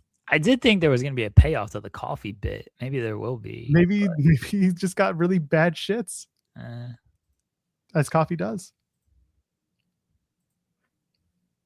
Keanu Carver just being this guy. It rules. Renku CC, Carly Armstrong, Kalani Jordan was a match. Armstrong and Jordan win. You got to pin the Ren Sinclair. That's how it happens. Armstrong gets the victory. Yeah, you're not gonna pick Kendall. I mean, they Cowards. would, but yeah, I wonder if Callie gets added to this and makes it a triple threat. I don't think she should, because you're already doing a 4-way. I think Ren Sinclair's just a speed champion. She's gonna lose that title to Zarya anyway when they merge them or whatever they're doing. There's part of me that thinks they might just have Armstrong call it when Ren wins the North American title, and then they do a match with Ren and Armstrong for those titles. Maybe Callie gets added to the Zarya and Ren match then. Could do that. I would much rather just do a one-on-one, have Ren beat Zarya somehow, and then immediately lose on the following NXT to Callie. Pretty much. Okay. Pretty much. And I mean, with Zarya, she can go up to fight what's her face, Kendall, because you need a babyface and a heel to face each other. Yeah, I mean, losing to Ren and then losing your way up to a title shot is kind of dumb, but sure. Kind of be a two-way. Yeah. She can win a number one contendership match against Kalani Jordan, who would have already lost. Yeah. Just how it works. But Keanu Carver is the new Von Wagner. I think that's a perfect and apt comparison. That's unfortunate for him. Yes. Hey, Stone, I made this coffee for you. Working with the right guy. Very unfortunate for him. Oh, it's fine. He'll get a new job afterwards. People will book Keanu Carver. What do you think of the split screen with Sugars and Dion Lennox? I thought that Saquon Sugar should have come through the split screen with the bat and beat Dion Lennox's ass with it. Would have been fine with that. They got really cutesy towards the end. It looked like they had taped this in the same room, just like opposite each other. That's what I'm saying. He should have come through the screen and beat him with the bat. Yes. Yeah, it would have been good. So they're going to do a cage match now, Lennox and Sugar. Weaponized cage match. Who would be Keanu's cool Kyle? Cam Hendricks. Cool Cam. Cool Cam. Cool Cam Hendricks. Keanu's cool Cam. Can't do that. Also, careful, Alexa Bliss Gamer. Keanu's cool Kyle isn't much better. No, Keanu's cool Kyle. You're pushing it there, Alexa Bliss Gamer. Watch yourself. Some wrestlers would be big fans of that. Anyway, Shiloh Hill and Jackson Drake. Jackson Drake wins. somehow. But everyone's like, hey, What do you mean somehow? Naraku misted Shallow Hill. Yeah. Well, now we got to do Naraku versus Shallow Hill. I'm kind of interested in that. Okay. It's two just like weird personalities, and I don't know if it's gonna be any good, but I'm interested in it. Yeah, it's definitely a thing. Naraku needs something to do because he's not going to have a new partner to go up. Yeah, and they didn't put the title on him, which kind of thought that might happen, but it obviously didn't. I'm fine with a Naraku Shiloh Hill feud. Like they're pretty high on Shiloh Hill, it seems. They give him multiple segments in a show. He's got a personality. Whether or not you like the personality is a different story, but he's got a personality, and I don't think a Naraku feud's like the worst thing in the world for him. And then Jackson Drake winning kind of makes sense because he's facing Miles Bourne now. It makes more sense to do Drake and Miles than Shiloh and Miles, and it plays into Vanity Project with the tag team titles as well, because Miles is going to be pulling double duty, and I imagine he's going to lose at least one of them back to the Vanity Project. So, yeah, I thought this was good. This accomplished its purpose. It was a great match. It was a Joel Pearl fine match, but I thought at least it at least made sense and accomplished what it needed to accomplish. Yeah, and this is all just, I guess, to get Naraku to eventually maybe face Miles Bourne down the line. Maybe. I mean, Jackson Drake might win this North American title, so seems bad. Why? I don't know. And maybe he does deserve it. Sometimes Vanity Project does stuff for me. Sometimes it doesn't. I like that segment earlier, but I don't know. There's something about them just I don't click with, and maybe it's just because they're young and I am not. Okay. these darn whippersnappers. I like Vanity Project. That's fair. They're good wrestlers. I just don't think I've spent enough time really watching what they do. And that's on that's me. a you problem.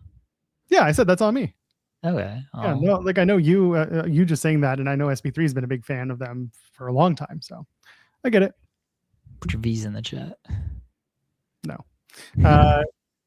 Zarya gets a match with Callie Armstrong next week, and if Callie wins, she is inserted into the unification match, and it's a triple threat, as we alluded to earlier. Yeah. I still think that Callie should not be in it. It should not be another multi-person match. Yeah, I'm not mad. I kind of agree with that, but it does feel weird that you like have Callie pen Ren and then lose to Zarya. Then you got to bring the car around one more time. And then maybe Ren beats Zarya. So it's just every rock, paper, scissors, I guess, with these three. I mean, it is the speed title. That's kind of what you expect. Well, it's a North American title. It's not the speed. I know they're going to combine them, but my point is they're still the speed title, and it's just it's garbage. It's garbage. Okay. And then they're also next week is going to be Gay Prosper and Ray Phoenix, and then you've got the weaponized steel cage matches is also there. So that's going to be the matches. And then Robert Stone comes out and introduces Zilla Fatu, the newest signing. And, no. Hold on. Okay, go ahead. Go ahead with the theme music. Go ahead. Well, yeah, the theme music what it was. I don't care about the theme music. They show Zilla getting out of this car.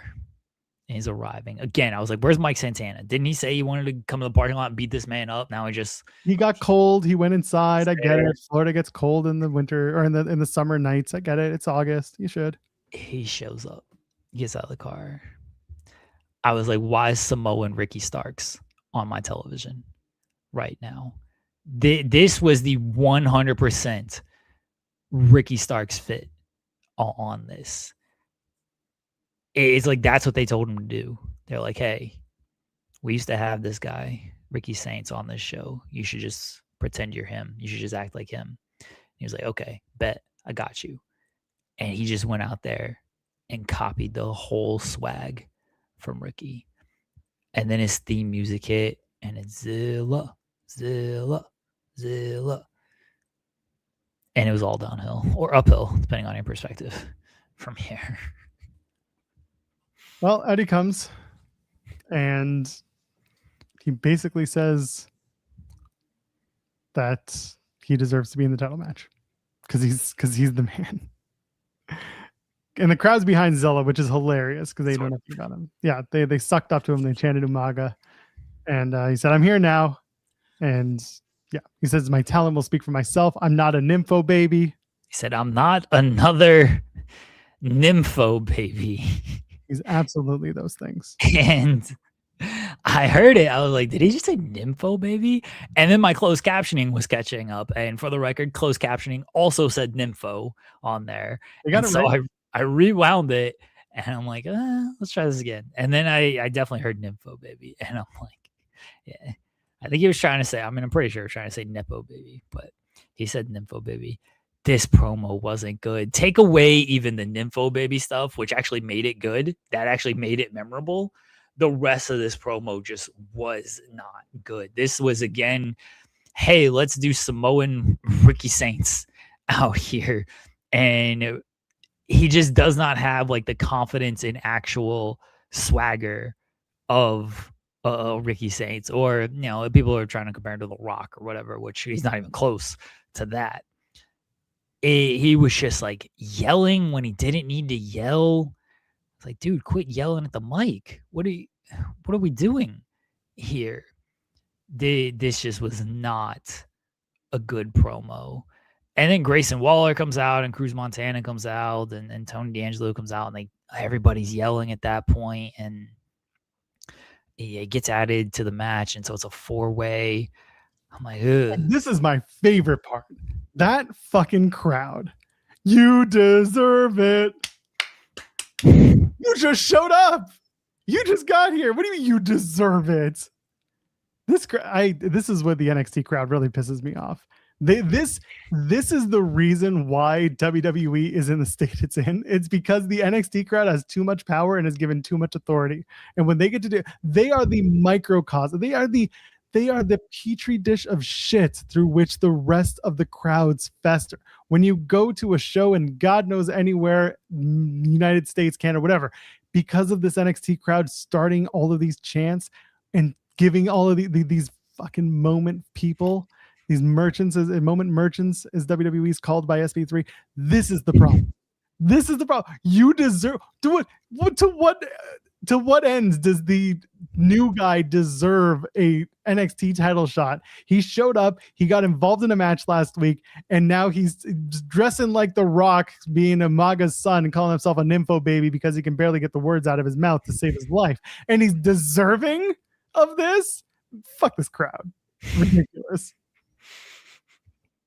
I mean, we have just become a you deserve it universe when it comes to WWE, and this segment didn't do anything for me.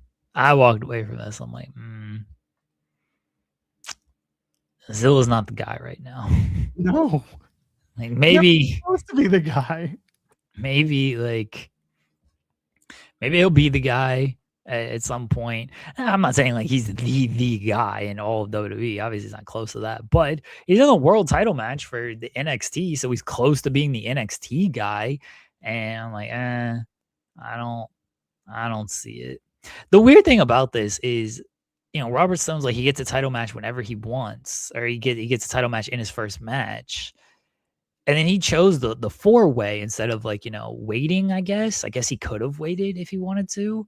So maybe that's how he proved he's not a Nympho baby. He's like, well, I could have fucked you one-on-one, but instead I'm going to join this orgy to be part of this. But I think that does make you more of a Nympho baby.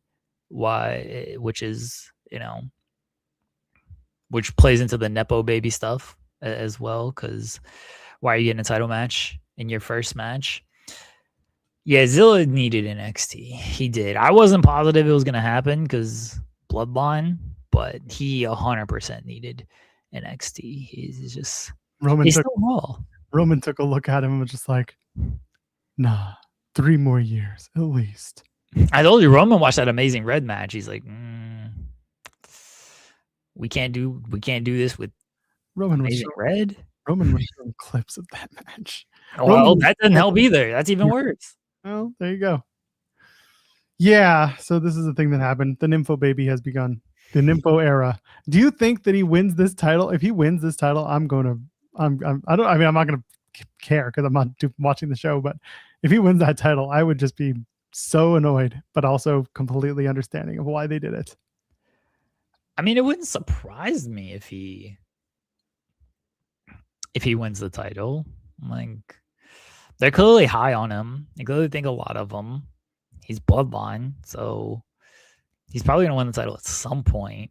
I'd probably put the title on Waller, honestly. Like, I think there's more juice with Waller, especially with like Santana chasing.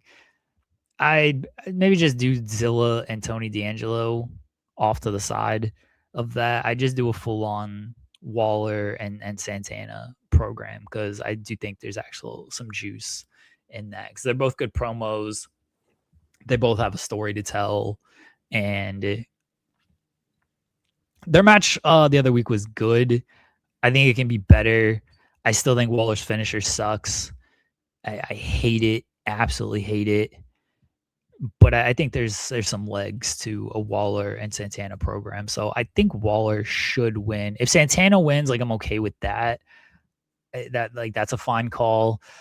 It feels like Tony D'Angelo's just kind of done what he can with the title. I don't know what else he's really gonna do.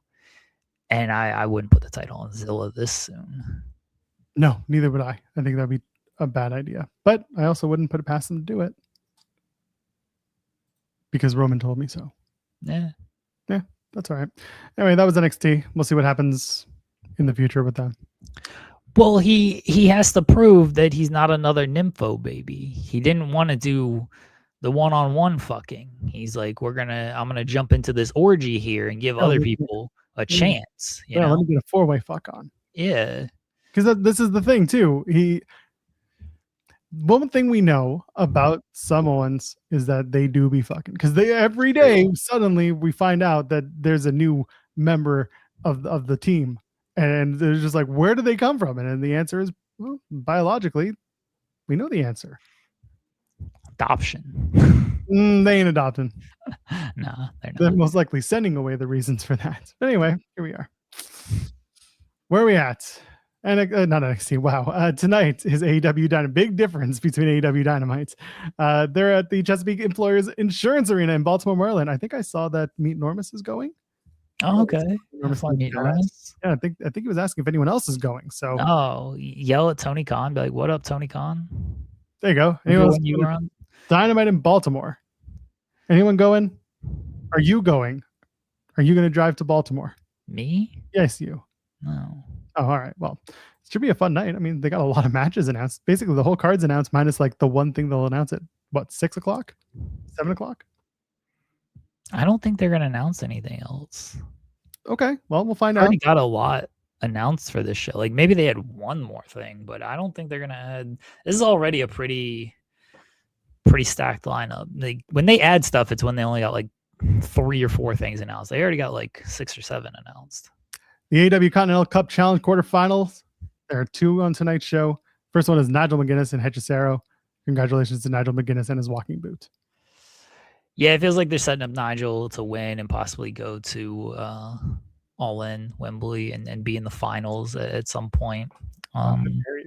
Should be good though. Should be a real technical match that people are going to be like, see, this is Oiwa and Yumura for the US fans, and then they'll be in my mentions and they'll be like, see, this is what you want, right? I'm like, yes, this is exactly what I want. Thank you.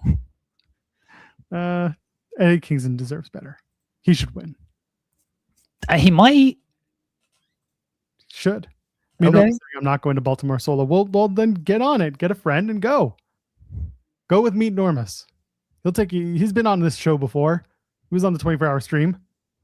Let him take you and feed you delicious meats at that night.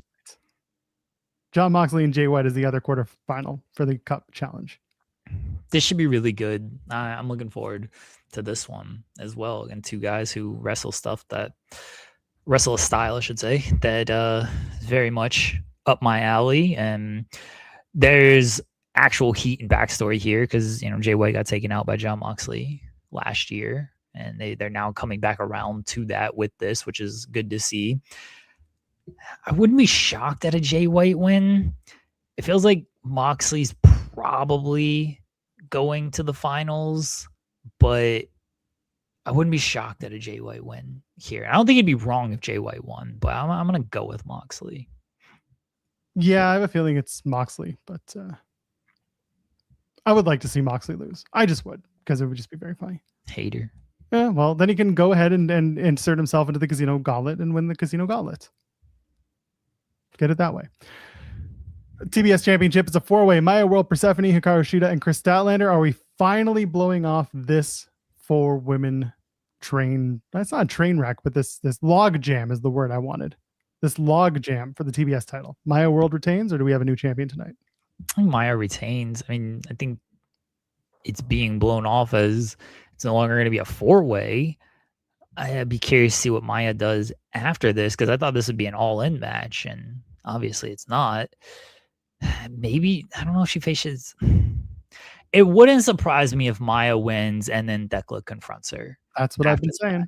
And that's what we're getting at All In. I don't love it, but because it feels, after everything Thekla did, it feels like just going after the TBS title. Okay. But I don't know if they have another plan for her. And this feels like an opportunity for them to bring her back and set up something pretty quickly. Yep. No, it's my expectation is Maya World wins and Thekla comes in and causes havoc and challenges for the TBS title. Yeah. Easy. That's it. Again, you want to give something to Thekla for the run that she had with the women's world title, but also it's a little strange because you're just kind of shoehorning her into the TBS title picture because, again, as others have said, reasons. You got to find a reason. And hopefully the reason is good enough to get you excited for a match between these two at All In, because it's their biggest show of the year. The reason is you. Mercedes Moné speak to Renee Paquette. Do you think they're going to fight each other this time, or will they be under strict orders from Tony Khan not to touch until the pay-per-view? Renee should do both of the sit-down promos at the same time. Yes. just for the bit of it. I think this will be really good though. Yeah, there's still a lot to speak on, a lot of history with Mercedes and Willow. Did you read the Monet mag this past week? Where Mercedes? No, I haven't. Okay, it's really good. Is it? Yeah, it's really good. She details like a lot of her journey, and especially leading up to this match against Willow and her history with Willow and her injury and everything. I wouldn't be surprised if a lot of what she said and what she wrote in the Monet mag ends up in this promo, and then Willow plays off of that. But I think this will be really strong. Obviously, their last promo segment was one of the best segments of the year for AEW, and I think this has a chance to, I don't know, it'd be quite as good because that was so good, and I could see the crowd being little assholes and like cheering Mercedes and everything. But I think material wise, it could be on a similar level. Don't let me down, Baltimore. You should boo the CEO and cheer the smiley substitute teacher. Yeah, that's what you should do. I think you should. And then there's also the sit down with Kenny and Will. Yeah, I hope there's a little more on this one, because they're doing the sit down and they doing 2 trios matches with these guys against the Don Callis family. I'm looking forward to the sit down with them. The 2 trios matches, like, they're gonna be good. It's a lot of really good wrestlers, but I don't have interest in Omega and Ospreay like fighting the Don Callis family before All In, like especially like the B and C team of Don Callis family either. Have we established who was who in this case? Actually, we're like, yeah, we're at the B- teams, looking at who's in each match. Yeah, Brian Cage, Rocky Romero, and Lance Archer. Brian Cage got knocked down because this is the C team right here. I'm sorry. Brian Cage lost to Hechicero in the tournament. He's C squad. Yeah. Clone, Davis, and Doyle is B team. Well, I mean, Doyle lost in the opening match on the Continental Challenge Cup to Eddie Kingston. Yeah, but he's higher on the pecking order. It might be Mark Davis boosted a little bit. It's like the B plus, or sorry, the B minus teams. Nah, the Brian Cage team's full on. Right, that's full on C team. That's fine. I get it. Lance Archer doesn't really, he was injured for a bit, wasn't he? He said he got injured on the movie set. I thought that was like months ago at this point. I feel like Lance Archer's been like wrestling on like independence and stuff. But they're both, it's B at best for that one team, and it's C for the other team. Archer's been doing indie dates recently, so no, I think he's been okay. He just doesn't wrestle in AEW. Is what it is. Is he Dame? She wasn't on the show last night. Where was she? She was like still searching for Sean Spears. I get it. I do. I understand. Yeah, I mean, he's Don Callis is Deborah. That's all we need. I hope Don Callis brings cookies.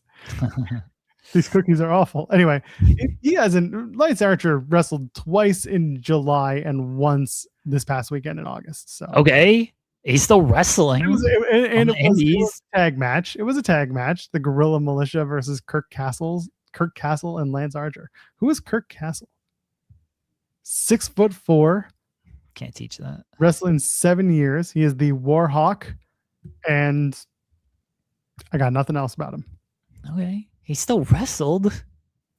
I mean, allegedly. He could have just stood there. We weren't there. He still did 2 singles matches in July, so he wasn't like injured. He doesn't take like a ton of indie dates anyway. Like he's wrestled. That's the point of all of this. Bad. Okay. Kenny and the Bucks take on El Clone, Davis, and Doyle. That was the match 1. We talked about who's on the Don Callis side, but who's facing whom. Kenny and the Bucks win. Well, yeah. Who eats the pin? El Clone? Who cares? Wow, how dare you? Kenny should stack them all, and then on the other trios match, Ospreay stacks them all, but he also throws in Trent, even though he's not part of the match, and he gets stacked as well. And so Ospreay can claim that he did one better, or vice versa. I don't really care, honestly. But I think that's what Trent should just get pinned as part of a stacking in one of these matches. Good. It'll be good to see Hanare back on AW TV and Akira as well. Hanare coming off the G1 run, and friend of the show. Did like an hour-long interview with him. So yeah, that'll be fun. Yeah, well, Ospreay, Francisco Akira, and Hanare take on the other Don Callis family members of Brian Cage, Rocky Romero, and Lance Archer. That'll be fun. Especially fun when Rocky Romero eats the pin. Nah, Lance Archer might lose. He might get. I was going to say, like, Will Ospreay doing the hidden blade to Lance Archer. Yeah. Everybody dies. Anyway, will there be pancakes tonight? Who knows? That's what Don Callis should do if he's in the Deborah role. Should come in and be like, I made my world famous pancakes. I do like when they do those teases of like, hey, we know this person's coming in, so here's your little teaser for them. Maybe Kenny and the Bucks will do that. Not like have like pancakes or anything, but the Bucks will do like Trouble in Paradise, or what was Woods's, I forgot what he called his little elbow gimmick, where he called the coronation for a while because he was King of the Ring. No. The coronation is Lexus King's finisher. No, it's Rockabye. Nah, he called it some like limit break. Yeah. The limit break. Yeah, okay. Yeah. I knew it was something that had to do with like video games or some shit. Sorry, I don't know the references, but yeah, the limit break. Maybe one of them will do. That's a Final Fantasy thing. Okay, there you go. Yeah, maybe one of them will do that as a shout out, and then yeah, the other one will do the Trouble in Paradise. Very excited for one of them to come out with a Jamaican accent. That would actually be funny. Got knocked loopy and he just started speaking in an accent. It's Kenny Omega just speaking in a Jamaican accent. They're on the apron instead of like trying to get the crowd into it with like the normal clap. It's the yes. Like that's the clap they use to get the crowd into it during the Heat segment. Reverend Survivor thinks Swerve suddenly takes up trombone lessons. There's a trombone in the background of whatever the Swerve segment is. He becomes like a beacon of positivity. That would definitely not fit. Perfect. Yeah, that definitely wouldn't quite fit there.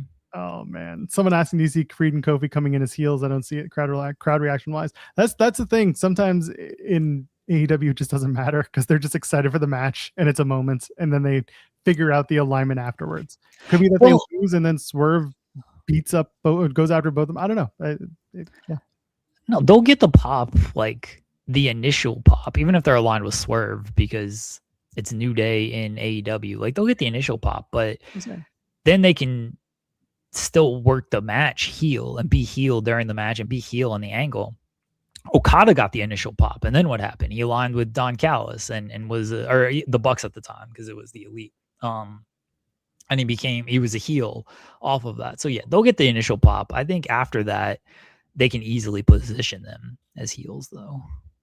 Yeah, we'll see what happens if they come in to team with Swerve. I get that a lot of people are on that train, but they could also be playing it off as a red herring. And next thing you know, it's Parker and Trench. You're welcome. Anyway, and you're welcome for today because this is the end of our show. We're back tomorrow. Jeremy, what was your moment of Tuesday? That feud between Mike Santana and the Kid, just it'll continue because I don't think that Kid's moving seats anytime soon. He's always going to be in that little top row there as long as Santana keeps going through that entranceway. And they don't hold any other events outside of the PC because they're not a traveling brand anymore. So that's Canada. They're coming this way eventually. Get to know not for TV and pay-per-views. There's no live events. That's there's no money in that. Yeah. Anyway, is there Swerve? Is there a chance Swerve could be teaming with FTR? Of course, there's always a chance. That would work. Could happen. Swerve TR, FT Swerve, FT Swerve. No, I got nothing else on that one. What are we doing? My moment of Tuesday was Kendall Gray, great wrestler, loves cake, and Michael Lockwood definitely knows that the Vanity Project got cooked.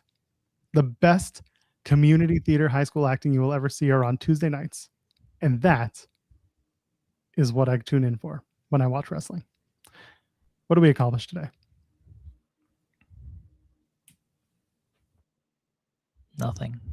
Yeah, that sounds about right. Apologies aren't for everyone, but they are meant for somebody. And on top of that, when a wrestling match is fine, it can be just fine. And finally, if someone calls you a Nepo baby, maybe they're trying to tell you that you just fuck them. Maybe you just love to fuck. We're back tomorrow. It's SP3 and Jeremy. I'll probably pop in midway to talk a little Dynamite and just continue my final week streak. We're in the home stretch now, and I will figure out which member of the wrestling world I want to contact next and ask an important question. I have no idea who it could be or who it will be. We'll find out as we're doing the show. Anything left to plug? Results of our poll question. Would you rather be a 27% said Nepo, 73% said a Nympho. I understand, but you know what? I'm bringing it up. I'd rather be a Nepo because the money is coming, baby. And I can come with more money. Jordan saying, great interview with Mimosa Joe. Thank you for that. My Joe Gacy interview just dropped 17 minutes ago. So go over to, actually this channel has it. If you go into the collaborations tab, it's there. And also if you go onto Joel Pearl Working, it'll be there as well. So Working with Joel Pearl is my other channel where I post these interviews and then collab with Overbooked. So that's on now. Go check that out. And stuff with Zoe Serrano's coming probably next week. And then the week after that, Von Vertigo, because I got a little bit more left in the tank. This Sunday, I'm planning to be at Northern Crown. I'm going to see Janela, and Deanna is there too. So catch up with a few people, and maybe that'll be the last of my interviews because then I start my new job on Monday. So for Jeremy Lambert, you know who I am. You know who he is because I just said his name and he appeared. Leave a thumbs up on the way out. Ladies, gentlemen, friends beyond the binary. We'll see you in the next one. Cheers.